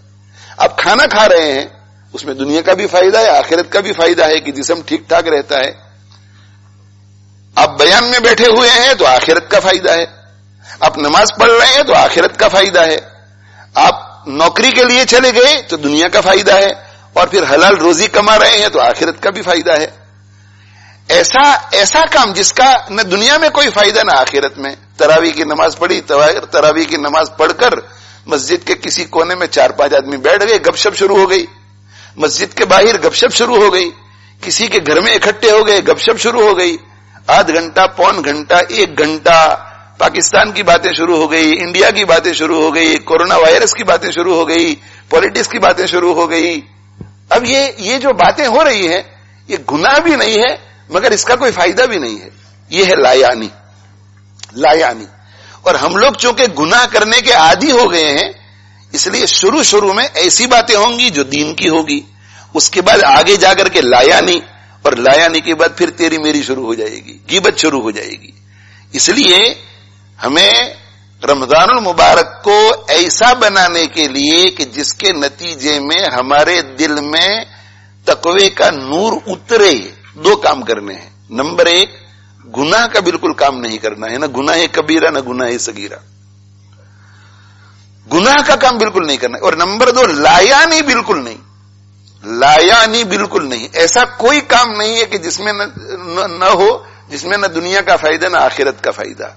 हाँ, आंखें गलत काम नहीं करेगी, कान गलत काम नहीं करेंगे, जुबान गलत काम नहीं करेगी, सहरी हलाल रोजी से होगी, इफ्तारी हलाल रोजी से होगी, किसी की गीबत नहीं, किसी की बुराई नहीं, तेरी मेरी नहीं, बदनजरी नहीं, फिल्मों को देखना नहीं, म्यूजिक सुनना नहीं, किसी पर गुस्सा नहीं, गाली नहीं, लड़ाई झगड़े नहीं, नमाजों को छोड़ना नहीं, गुनाह ना हो, गुनाह बिल्कुल ना हो। और नंबर 2, लायानी नहीं, लायानी नहीं यानी वो काम जो कि जायज है मगर उनका दुनिया या आखिरत में कोई फायदा नहीं। लायानी से अपने आप को बचाना है, लायानी से अपने आप को बचाना है। अगर ये 2 काम आपने कर लिए तो इंशाअल्लाह रमजान ऐसा गुजरेगा जिसके नतीजे में किसी न किसी दर्जे में आप महसूस करेंगे कि मेरे दिल में तकवे का नूर आया है। अब ये जो 2 काम करने हैं, गुनाहों से बचना है और लायानी से बचना है, उसके लिए आगे क्या करना है? उसके लिए नंबर 1, बुरे माहौल से बचना है। नंबर 2, बुरी सोहबत से बचना है। नंबर 3, इख्तिलात से बचना है, अननेसेसरी मिक्सिंग। अननेसेसरी मिक्सिंग, आप किसी ऑफिस में काम कर रहे हैं, आपके कॉलीग्स के साथ कोई प्रोजेक्ट आपको करना पड़ रहा है तो मिक्स होना पड़ेगा। आप शॉपिंग के लिए जा रहे हैं किसी दोस्त के साथ, उनके पास गाड़ी है, आपके पास गाड़ी नहीं तो मिक्स होना पड़ेगा। आप किसी मस्जिद में इंतजाम कर रहे हैं इफ्तारी का तो वॉलंटियर्स के साथ मिक्स होना पड़ेगा। अननेसेसरी मिक्सिंग बिल्कुल न हो, बुरे माहौल से बिल्कुल दूर, बुरी सोहबत से बिल्कुल दूर, और अननेसेसरी मिक्सिंग न हो, इख्तिलात बिल्कुल न हो। और चौथी चीज, इन 3 चीजों के अलावा कोई भी गुनाह का सबब हो उससे भी दूर रहा जाए। सोशल मीडिया बहुत से लोगों के लिए गुनाह का सबब बन जाता है, इंटरनेट बहुत से लोगों के लिए गुनाह का सबब बन जाता है। गुनाहों के असबाब से दूर रहा जाए। तो नंबर 1, अपने आप को बचाना है बुरी सोहबत से। नंबर 2, अपने आप को बचाना है बुरे माहौल से। नंबर 3, अपने आप को बचाना है अननेसेसरी मिक्सिंग से, और फिजिकल मिक्सिंग से भी, और टेलीफोन वगैरह, टेलीफोन, व्हाट्सएप, ईमेल, इसमें इस मिक्सिंग से भी नहीं, अननेसेसरी चीज बिल्कुल मत करो। और नंबर 4, गुनाह के जितने भी असबाब हैं, गुनाह के जितने भी असबाब हैं, आपको पता है कि मैं फुला दोस्त से जब भी मिलता हूं मुझसे गुनाह करवाता है, उसकी आदत गिबत करने की, मैं गिबत में मुब्तला हो जाता हूं, वो मुझे वो पुराने गुनाह की तरफ फुसला बहला करके भी ले जाता है। ये गुनाह के असबाब हैं। मैं अगर स्मार्टफोन पे जाता हूं तो मैं गुनाह करता हूं, ये गुनाह के असबाब हैं। अगर जरूरत ना हो, कोई आपका काम इस नेचर का ना हो कि जिसमें आपको स्मार्टफोन की जरूरत है, तो रमजान में कम से कम स्मार्टफोन खत्म कर दो। रमजान में कम से कम यूट्यूब का ऐप निकाल दो, वो सारे ऐप्स निकाल दो रमजान और मुबारक के अंदर, जिनकी वजह से हम या तो लायानी में मुब्तला होंगे या गुनाहों में मुब्तला होंगे। अल्लाह ताला शानुहू मुझे आपको अमल की तौफीक अता फरमावे। बहुत सादा तरीका बतला दिया है रमजान को कीमती बनाने का। देखो, اصل بنیادی چیز تقویٰ ہے، بنیادی چیز تقویٰ ہے. تقوی کا نور دل میں اتر جاتا ہے تو ایمان محفوظ ہو جاتا ہے. اسی لیے اللہ جگہ جگہ پر کیا کہتے ہیں؟ یا ایھا الذین آمنوا اتقوا اللہ، یا ایھا الذین آمنوا اتقوا اللہ، یا ایھا الذین آمنوا اتقوا اللہ. یعنی اے ایمان والو، تم زندگی میں تقوی لے آؤ، دل میں تقوی کا نور اتارو. کیوں؟ اسی کہ تقوی کا نور اگر دل میں اتر جائے گا تو اللہ کی نافرمانی نہیں ہوگی، اور جب اللہ کی نافرمانی نہیں ہوگی تو تمہارا ایمان محفوظ رہے گا. اب خاتمہ ایمان پر آئے گا تو تقوی کی برکت سے ایمان محفوظ ہوتا ہے، اور تقوی کی برکت سے تقوی میں بھی برکت ہوتی ہے، ایمان میں بھی برکت ہوتی ہے. اور تقوی کیا ہے؟ تقوی، جس کی زندگی میں تقوی آ جائے اسے اللہ کی معیت، اللہ کا سپورٹ مل جاتا ہے. واللہ یحب المتقین، وہ اللہ کا محبوب بن جاتا ہے. الا ان اولیاء اللہ لا خوف علیہم ولا هم يحزنون الذین آمنوا وکانوا یتقون. وہ اللہ کا ولی بن جاتا ہے. دل میں تقوی کا نور آ جائے وہ اللہ کا ولی بن جاتا ہے، اللہ کا محبوب بن جاتا ہے. وہ اللہ تعالی شانہ کے سپورٹ کے قابل ہو جاتا ہے. اللہ اس کا سپورٹر بن جاتا ہے، اللہ اس کا حامی بن جاتا ہے، اللہ اس کی چاروں طرف سے نگرانی کرتا ہے. اس کی عزت کی بھی اللہ حفاظت کرتا ہے، اس کی صحت کی بھی حفاظت کرتا ہے. اللہ تعالی شانہ اس کی رزق کے انتظامات بھی اللہ خود کرتے ہیں. وَمَن يَتَّقِ اللَّهَ يَجْعَل لَّهُ مَخْرَجًا وَيَرْزُقْهُ مِنْ حَيْثُ لَا يَحْتَسِبُ. اللہ اسے دیتے ہیں، یہاں صرف رزق مراد نہیں ہے، اس کی ساری ضرورتیں عطا فرماتے ہیں، اور ایسی جگہوں سے عطا فرماتے ہیں جہاں سے اسے گمان بھی نہیں ہوتا. تقوی بنیادی چیز ہے. تقوی کی برکت سے انسان دنیا میں بھی عزت اور کامیابی والی زندگی گزارتا ہے، موت کے وقت بھی عزت اور کامیابی کے ساتھ جائے گا، قبر میں بھی عزت اور کامیابی کے ساتھ رہے گا، قیامت کے دن بھی عزت اور کامیابی کے ساتھ اٹھے گا، نام اعمال کے وقت بھی عزت اور کامیابی. وَأَمَّا مَنْ أُوتِيَ كِتَابَهُ بِيَمِينِهِ فَيَقُولُ هَاؤُمُ اقْرَءُوا كِتَابِيَهْ إِنِّي ظَنَنتُ أَنِّي مُلَاقٍ حِسَابِيَهْ فَهُوَ فِي عِيشَةٍ رَاضِيَةٍ فِي جَنَّةٍ عَالِيَةٍ قُطُوفُهَا دَانِيَةٌ كُلُوا وَاشْرَبُوا هَنِيئًا بِمَا أَسْلَفْتُمْ فِي الْأَيَّامِ الْخَالِيَةِ. کھاؤ اور پیو خوشگوار، مزے سے کھاؤ اب جنت میں. کیوں؟ اس لیے کہ تم نے دنیا میں جو دن گزر گئے ہیں اس میں تم نے تقوی والی زندگی گزاری تھی، تقوی کے نور سے تم نے اپنے آپ کو آراستہ کیا تھا، اپنے دل کو منور کیا تھا، تو سیدھے راستے پر رہے تھے. اسے تقوی بنیادی چیز ہے. اور چونکہ تقوی بنیادی چیز ہے اس لیے اللہ تعالی شانہ ہمیں پورے سال میں ایک ایسا مہینہ عطا فرماتے ہیں کہ اس کا اگر صحیح استعمال ہو جائے تو دل تقوی کے نور سے منور ہو جائے گا. اور جب دل تقوی کے نور سے منور ہو جائے گا تو باقی 11 دن آگے بالکل ٹھیک ٹھاک، اور یہ 11 مہینے ٹھیک ٹھاک، اور 11 مہینے اگر ٹھیک ٹھاک، 11 مہینے ٹھیک ٹھاک. اب جو رمضان آئے گا اس میں تقوی کا نور دل میں آئے گا نہیں، تقوی کا نور بڑھے گا. اب جب بڑھے گا تو آگے کے 11 مہینے ٹھیک ٹھاک، پھر تیسرا رمضان آئے گا تو تقوی کا نور اور بڑھے گا. یعنی تقوی کے اندر اور ولایت کے اندر ترقی ہوتی چلی جائے گی، اور پتہ نہیں جس وقت اس کی روح نکلے گی تو ولایت کے کس مقام پر یہ فائز ہوگا. اس لیے میرے بھائیو ہمیں عزم کرنا ہے. جہاں تک میری اس وقت آواز پہنچ رہی ہے اور بعد میں پہنچے گی، آپ بھی میری آواز لوگوں تک پہنچاؤ کہ اس رمضان میں ہمیں آج ہی سے یہ عزم کرنا ہے کہ ہمیں اپنے دلوں کو تقوی کے نور سے منور کرنا ہے. اور تقوی کے نور سے منور کرنے کے لیے ہمیں 2 کام کرنے پڑیں گے کہ رمضان کے کسی بھی لمحے میں گناہ نہ ہو، اور رمضان کے کسی بھی لمحے میں لایانی نہ ہو. اور ان 2 چیزوں سے بچنے کے لیے ہمیں نمبر 1 بری صحبت سے بچنا پڑے گا، نمبر 2 برے ماحول سے بچنا پڑے گا، نمبر 3 اننیسیسری مکسنگ سے، اننیسیسری باہر ادھر ادھر گھومنے پھرنے سے بچنا پڑے گا، اور نمبر 4 لایانی اور گناہ کے جتنے اسباب ہیں ان سے بچنا پڑے گا. اگر ہم نے یہ کر لیا میرے بھائیوں، اگر ہم نے یہ کر لیا کہ ہم غلط صحبت میں نہیں بیٹھتے، غلط ماحول میں نہیں جاتے، اور اننیسیسری مکسنگ نہیں، اختلاط نہیں ہے، اور گناہ اور لایانی کے اسباب سے ہم بچے ہوئے ہیں، تو پھر خود بخود فکر ہوگی کہ میرے پاس جو ٹائم ہے میں کہاں خرچ کروں. تو اب ذہن میں آئے گا کہ کلمہ طیبہ خوب پڑھو، اب ذہن میں آئے گا کہ استغفار خوب پڑھو، اس لیے کہ ہمارے آقا صلی اللہ علیہ وسلم نے فرمایا ہے کہ رمضان المبارک میں کلمہ طیبہ خوب پڑھنا چاہیے. ہمارے آقا صلی اللہ علیہ وسلم نے فرمایا ہے کہ رمضان المبارک میں استغفار خوب کرنا چاہیے.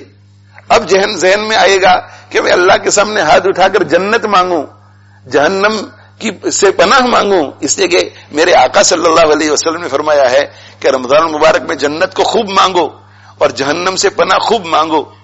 اب یہ ذہن میں آئے گا کہ میں دعا کروں لمبی لمبی اور دنیا اور آخرت کی ساری بھلائیاں اپنے لیے، اپنے اہل و عیال کے لیے، ماں باپ رشتہ داروں کے لیے اور پوری امت کے لیے مانگوں، میں پوری امت کے لیے مانگوں. کیوں؟ اس لیے کہ رمضان المبارک میں اللہ دعاؤں کو خوب قبول کرتے ہیں.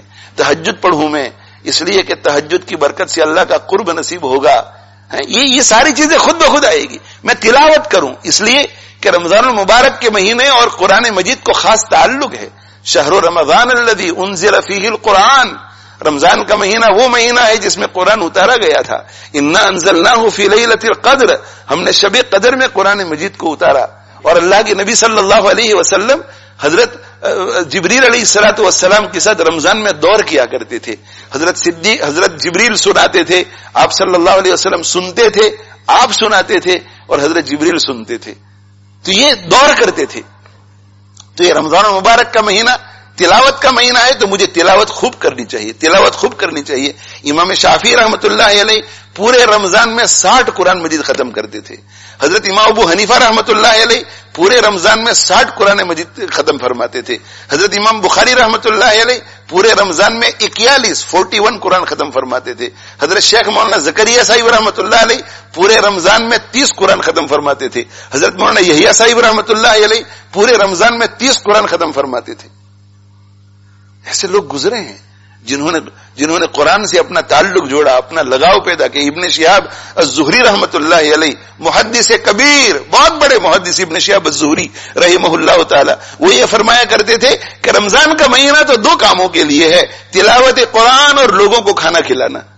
تلاوت قرآن اور لوگوں کو کھانا کھلانا. تو یہ ذہن میں آئے گا کہ اللہ نے مجھے مال دیا ہے، رمضان کا مہینہ خرچ کرنے کا ہے. کان رسول اللہ صلی اللہ علیہ وسلم اجود الناس، اللہ کے رسول صلی اللہ علیہ وسلم لوگوں میں سب سے زیادہ سخی تھے. وکان اجود ما یکون فی رمضان، 11 مہینے میں سب سے زیادہ سخی تھے. اور آپ جب رمضان میں آتے تھے تو خود 11 مہینوں کے اندر جتنی سخاوت کرتے تھے اس سے کئی گنا زیادہ رمضان میں سخاوت کرتے تھے. رمضان میں آپ کی سخاوت بڑھ جاتی تھی. تو میرے آقا صلی اللہ علیہ وسلم کی سخاوت بڑھ جاتی تھی، تو میری سخاوت بھی بڑھنی چاہیے. مجھے بھی کھجوریں دوسروں کو کھلانی چاہیے. مجھے بھی کوئی ایسا، ابھی تو کورونا وائرس ہے، مگر ان سب چیزوں کا خیال کرتے ہوئے بھائی دائیں بائیں آگے پیچھے ایسا کوئی ہے یا نہیں جو بیچارہ اکیلا رہتا ہے، جس کی بیوی نہیں ہے، جو بیچارہ جس کی فیملی نہیں ہے، چلو اس کے ہمیں روزانہ نہیں تو آج کھانا بھیج دوں. ایک دوسرے کے گھر کھانا بھیجو اس نیت سے کہ افطاری کرا دیں. ہم افطاری کرانے کا بہت اجر و ثواب ہے. اور وہاں دوسرے ملکوں کے اندر غریب لوگوں کے لیے فیسیلیٹیٹ کرو. ہمارے اپنے خود کے گاؤں میں بھی، ہمارے خود کے علاقے میں بھی یہ ریلیف والے جتنے لوگ کام کر رہے ہیں، ان میں جو معتبر ریلیف آرگنائزیشنز ہیں جن کو آپ پہچانتے ہیں، جن پر اعتماد ہے، ان کے ذریعے دوسرے ملکوں میں جہاں لوگوں کے پاس کھانا نہیں ہے ان کے لیے انتظام کرو. تو میں یہ عرض کر رہا ہوں کہ ابن شہاب الزہری رحمۃ اللہ علیہ فرماتے تھے کہ رمضان کے مہینے میں کچھ نہیں، رمضان کے مہینے میں صرف 2 کام، نمبر 1 تلاوت کلام پاک اور نمبر 2 لوگوں کو کھانا کھلانا. تو میرا عرض کرنے کا منشا یہ ہے کہ اگر ہم نے یہ کام کر لیا، کیا 2 بار ختم کر رہا ہوں اب. نمبر 1، اگر ہم برے ماحول سے بچے، بری صحبت سے بچے. اور دیکھو برا ماحول بری صحبت، برا ماحول بری صحبت. تو برا ماحول باہر ہے اور آپ مسجد میں ہیں، اچھے ماحول میں ہیں مگر صحبت بری ہے. گھر میں برا ماحول نہیں لیکن جس کے ساتھ آپ بیٹھے ہوئے ہیں صحبت بری ہے. تو برا ماحول یا بری صحبت. اچھی صحبت ہے، نیک آدمی کے ساتھ گئے مگر پب میں چلے گئے، کلب میں چلے گئے تو برا ماحول. تو برا ماحول بری صحبت. ایک تو انسانوں کا برا ماحول اور بری صحبت، دوسرا انٹرنیٹ کے ذریعے، سوشل میڈیا کے ذریعے. برا ماحول نہیں چاہیے، بری صحبت نہیں چاہیے، اننیسیسری مکسنگ نہیں چاہیے، اور لایانی اور گناہ تک لے جانے والے جتنے بھی ریسورسز ہیں، اسباب ہیں، ان سے ہمیں دور رہنا ہے. اگر یہ ہو گیا تو ہمارا ٹائم کوالٹی ہو گیا. اب یہ کوالٹی ٹائم کہاں خرچ کرنا ہے تو خود بخود انسان سوچے گا. اس لیے کہ لایانی میں تو وہ خرچ کرے گا نہیں، گناہ میں تو خرچ کرے گا نہیں. تو جیسے جیسے علماء کے بیانات کانوں میں پڑھتے جائیں گے، فضائل اعمال جیسی اچھی اچھی کتابیں پڑھتے چلے جائیں گے تو دل میں خیال آتا جائے گا. پھر ہمارا اپنا بھی تو تھوڑا بہت علم ہوتا ہے نا. ہر سال ہم رمضان کے بارے میں سنتے رہتے ہیں, وہ سارے خیالات آئیں گے کہ میں ایسا بھی کر سکتا ہوں, ایسا بھی کر سکتا ہوں, ایسا بھی کر سکتا ہوں. اور میرے بھائیو ٹارگٹس بناؤ, مگر ایسے ٹارگٹس بناؤ جس کو آپ فلفل کر سکیں. اور ایک چارٹ بناؤ کہ ایئر 2021 میں میرا ٹارگٹ یہ ہے کہ روزانہ میں 3 سپاروں کی تلاوت کروں گا. رمضان 2021 میں میرا ٹارگٹ یہ ہے کہ روزانہ 200 مرتبہ کلمہ طیبہ پڑھوں گا. رمضان 2021 کا میرا یہ ٹارگٹ ہے کہ روزانہ 300 مرتبہ استغفار پڑھوں گا. اور پھر آپ دیکھیں گے کہ یہ ان ریئلسٹک ٹارگٹ تھا میرے لیے, تو چلو 300 سے 200 پہ آ جاتے ہیں, 3 سپارے سے 2 سپارے پر آ جاتے ہیں. تو 10 رمضان تک میں آپ کو اندازہ ہو جائے گا. اور جب اندازہ ہو جائے تو اس کو نوٹ رکھو. آئندہ سال پھر دیکھو کہ گزشتہ سال میرا نظام کیا تھا, اس کو سامنے رکھ کر کے نیا نظام پریپئر کرو. میرے بھائیو آخرت کے لیے بھی پلاننگ کرنی پڑتی ہے. تو 2020, 2021, 2022, 2023 10 سال 15 سال میں آپ کتنی ترقی کر جائیں گے. اور پھر دیکھو کہ رمضان کا کیا مزہ ہے. پھر آپ جو ہے انتظار کریں گے کہ کب رمضان آتا ہے, کب رمضان آتا ہے, کب رمضان آتا ہے. اللہ تعالی شانہ مجھے آپ کو ان گزارشات پر عمل کرنے کی توفیق عطا فرماوے. اللہ تعالی شانہ اس رمضان کو ہمارے لیے بہت باعث برکت بنائے. اللہ تعالی شانہ ایک ایک لمحے کی اعلیٰ درجے کی قدر کی توفیق عطا فرماوے. اور اللہ تعالی شانہ کسی بھی لمحے ہمیں غافل نہ رکھے, غفلت سے بچائے. اور خاص طور پر راتوں میں اور دن کے اوقات میں جب بھی اللہ کی بارگاہ سے کوئی بہت اہم فیصلے ہو رہے ہوں اور وہاں سے روحانیت اور برکتیں اور رحمتیں اور مغفرتیں تقسیم ہو رہی ہوں, اللہ تعالی شانہ اس وقت ہم غفلت میں ہو تو غفلت سے بیدار کر دیں, نیند میں ہو تو نیند سے بیدار کر کے ہمیں مصلی پہ بٹھا دے. اللہ تعالیٰ محرومی سے بچائے, اللہ محرومی سے بچائے, اللہ محرومی سے بچائے. اللہ تعالیٰ شانہ سے بہت دعائیں کرو میرے بھائیوں, اس لیے کہ محرومی جو ہے, محرومی جب اللہ کے یہاں لکھی جاتی ہے تو پھر آدمی جو ہے وہ اچھے اچھے مواقع پاتا ہے اور اچھے اس کو اچھی اپرچونٹیز ملتی ہے, مگر وہ کچھ کر نہیں پاتا. اچھے ماحول میں بھی کچھ کر نہیں پاتا, اچھی صحبت میں بھی کچھ کر نہیں پاتا, اچھے اوقات میں بھی کچھ کر نہیں پاتا. رمضان کے بارے میں جو ہے اللہ کی طرف سے ایک ندا آتی ہے کہ یا باغی الخیر اقبل و یا باغی الشر اقصر, اے برائی کے کرنے والے اب باز آ جا, رمضان کا مہینہ آ گیا. وہ یا باغی الخیر اقبل, اور اے بھلائی کو چاہنے والے اب آگے بڑھ, آگے بڑھ. یہ وقت ہے اذا جاء رمضان, جب رمضان آتا ہے فتحت ابواب الجنہ, جنت کے دروازے کھول دیے جاتے ہیں. وغلقت ابواب النار, جہنم کے دروازے بند کر دیے جاتے ہیں. یعنی جہنم میں لے جانے والے اعمال مشکل ہو جاتے ہیں, جنت میں لے جانے والے اعمال آسان ہو جاتے ہیں. وہ سفیدت الشیاطین, سرکش شیاطین کو قید کر دیا جاتا ہے. اللہ یہ چاہتے ہیں کہ میرے بندے رمضان کا صحیح استعمال کر کے متقی بن جائے. اللہ خود کہتے ہیں کہ تمہارے لیے یہ رمضان کا مہینہ اسی لیے بنایا ہے کہ لعلکم تتقون. میرے محبوب حاجی صاحب رحمۃ اللہ علیہ نے مجھے حرم شریف میں بیٹھ کر کہا کہ بیٹا رمضان میں اللہ کی بارگاہ میں ہاتھ اٹھا کر یہ کہا کرو کہ اللہ آپ نے تو یہ مہینہ ہمیں متقی بنانے کے لیے دیا ہے, تو اس مہینے میں آپ مجھے متقی بنا دیجئے. آپ نے یہ مہینہ اسی لیے ہمیں دیا ہے کہ آپ ہمیں متقی بنا دیں, تو اللہ متقی بنا دیجئے. اگر یہ دعا قبول ہو گئی تو اللہ رمضان میں وہ کام کروائے گا جس سے انسان متقی بن جاتا ہے. اور پھر رمضان میں خوب توبہ کرو, توبہ کر کے اللہ کی بارگاہ میں رو کر یہ کہو کہ اے اللہ رمضان بھی تقوی والا گزرے اور رمضان کے بعد والی پوری زندگی موت تک تقوی والی گزرے, یہاں تک کہ تقوی کے اعلی مقام پر پہنچ کر کے میں دنیا سے رخصت ہوں. اللہ تعالی شانہ مجھے آپ کو عمل کی توفیق عطا فرماوے. وآخر دعوانا ان الحمدللہ رب العالمین وصلی اللہ علی نبینا محمد وعلی آلہ واصحابہ اجمعین. الحمدللہ رب العالمین والعاقبۃ للمتقین والصلاة والسلام علی رسولہ سیدنا و مولانا محمد وعلی آلہ واصحابہ اجمعین. یا ارحم الراحمین, یا ارحم الراحمین, یا ارحم الراحمین, ہماری مغفرت فرما دے, ہماری مغفرت فرما دے, ہماری مغفرت فرما دے. الہ العالمین رمضان سے پہلے ہی ہماری مغفرت فرما دے. الہ العالمین آج ہی ہماری مغفرت فرما دے. الہ العالمین اسی گھڑی ہماری مغفرت فرما دے. ہمارے سب متعلقین کی مغفرت فرما دے. الہ العالمین ہم اقراری مجرم ہیں، ہم بہت گنہگار ہیں۔ الہ العالمین آپ نے ہمیں کیسے کیسے اپنے آپ کے قرب کو حاصل کرنے کے مواقع نصیب کیے۔ رمضان نصیب کرتے ہیں آپ ہمیں حرمین شریفین نصیب کرتے ہیں، آپ ہمیں نیک لوگوں کی مجلسیں نصیب کرتے ہیں۔ الہ العالمین ایسے اچھے اچھے مواقع آتے ہیں، لیکن الہ العالمین ہم نے آج تک ان سے فائدہ نہیں اٹھایا۔ الہ العالمین ہم آپ کے ولی کامل، ولی خاص نہیں بن سکے۔ الہ العالمین یہ بھی آپ کا کرم ہے کہ آپ نے ہمارے دلوں میں آپ کے ولی بننے کا خیال ڈالا ہے، اور الہ العالمین آپ کی محبت کا ایک جذبہ پیدا کیا ہے۔ الہ العالمین آگے کا کام بھی آپ ہی کر دیجئے۔ الہ العالمین ہمارے دلوں کو تقوی کے نور سے منور کر دیجئے، ہمارے دلوں کا تزکیہ فرما کر الہ العالمین خسائل سے آراستہ کر دیجئے۔ اے ارحم الراحمین ہمارے دلوں کو اپنی محبت سے معمور کر دیجئے، ہمارے دلوں کو اپنی یاد سے معمور کر دیجئے۔ الہ العالمین ہم میں سے ہر ایک کو اپنا بنا لیجئے، اپنا بنا لیجئے، اے اللہ اپنا بنا لیجئے۔ ہمارے سب متعلقین کو بھی الہ العالمین پوری امت کو اپنا بنا لیجئے۔ الہ العالمین ہمیں تو کسی طرح آپ کے گھر میں آنے کی توفیق بھی مل جاتی ہے۔ الہ العالمین آپ کے بہت سارے بندے غفلت کی زندگی گزارتے ہیں، الہ العالمین انہیں رمضان میں مسجد میں آنے کی توفیق ملتی ہے۔ الہ العالمین انہیں بھی اپنا بنا لیجئے، اور الہ العالمین آپ کے بے شمار ایسے مومن بندے ہیں جنہیں رمضان میں بھی توفیق نہیں ملتی، وہ روزہ بھی نہیں رکھتے، تراویح بھی نہیں پڑھتے، نمازوں کے لیے بھی نہیں آتے۔ الہ العالمین انہیں اس رمضان میں سب کو توفیق دیجیے۔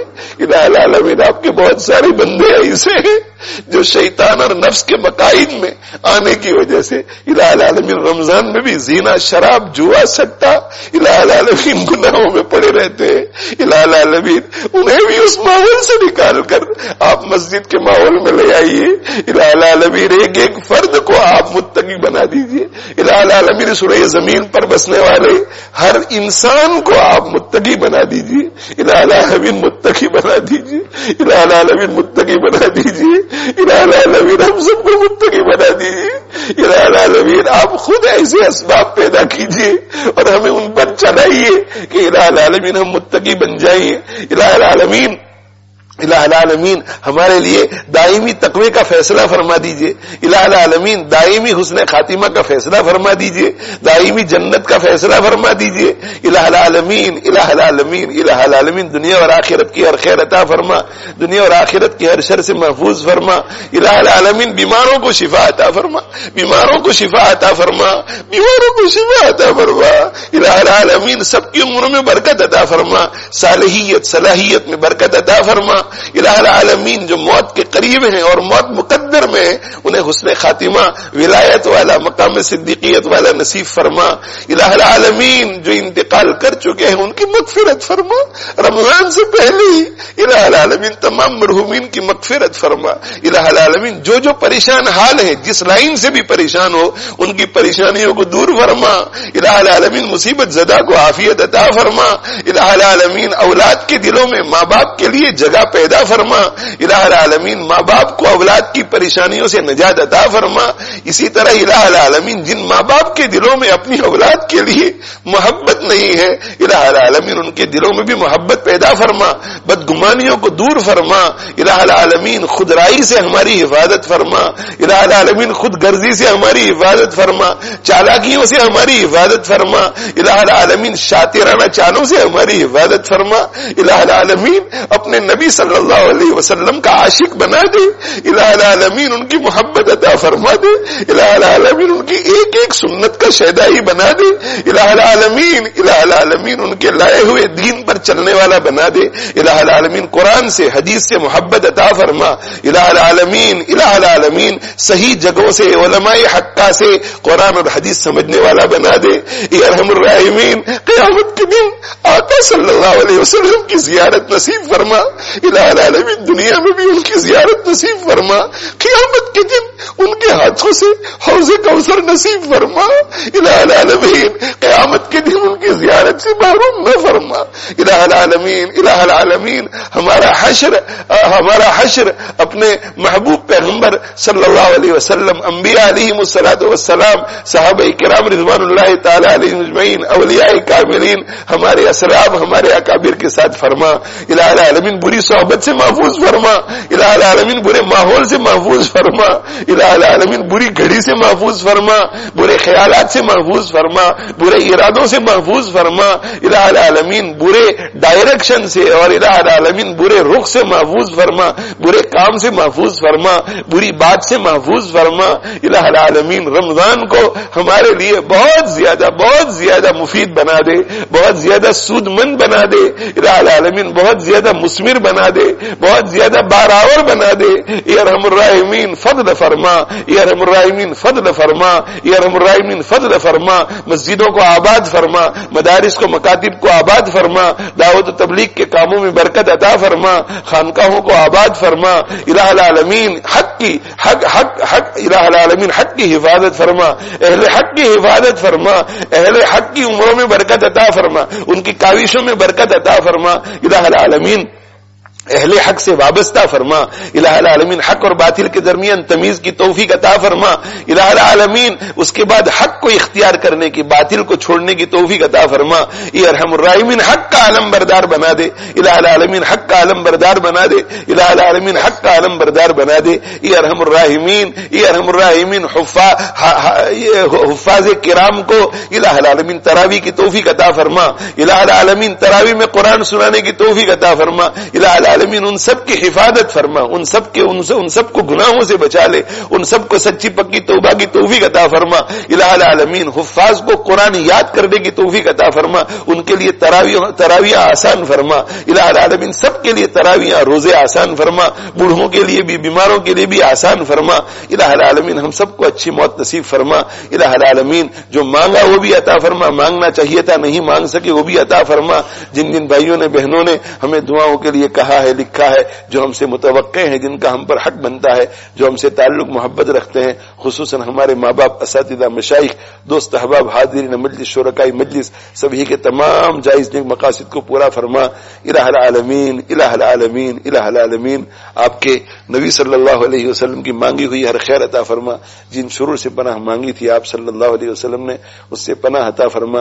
حضرت مفتی احمد خان پوری صاحب کے پوتے کو، اور الہ العالمین مولانا محمود مدنی صاحب کو، اور الہ العالمین ہمارے ساجد بھائی کے بھائی کو، اور ہمارے یوسف بھائی پٹیل کی والدہ کو، اور الہ العالمین ہمارے مولانا احمد صاحب کے صاحبزادے محمد سلیم کو، اور باقی جتنے لوگ بھی بیمار ہیں، الہ العالمین ان سب کو شفائے کاملہ عاجلہ مستمرہ دائمہ نصیب فرما. وصلی اللہ تعالی علی خیر خلقہ سیدنا و مولانا محمد وعلی آلہ واصحابہ اجمعین برحمتک. سبحان اللہ والحمد للہ ولا الہ الا اللہ واللہ اکبر. سبحان اللہ والحمد للہ ولا الہ الا اللہ واللہ اکبر.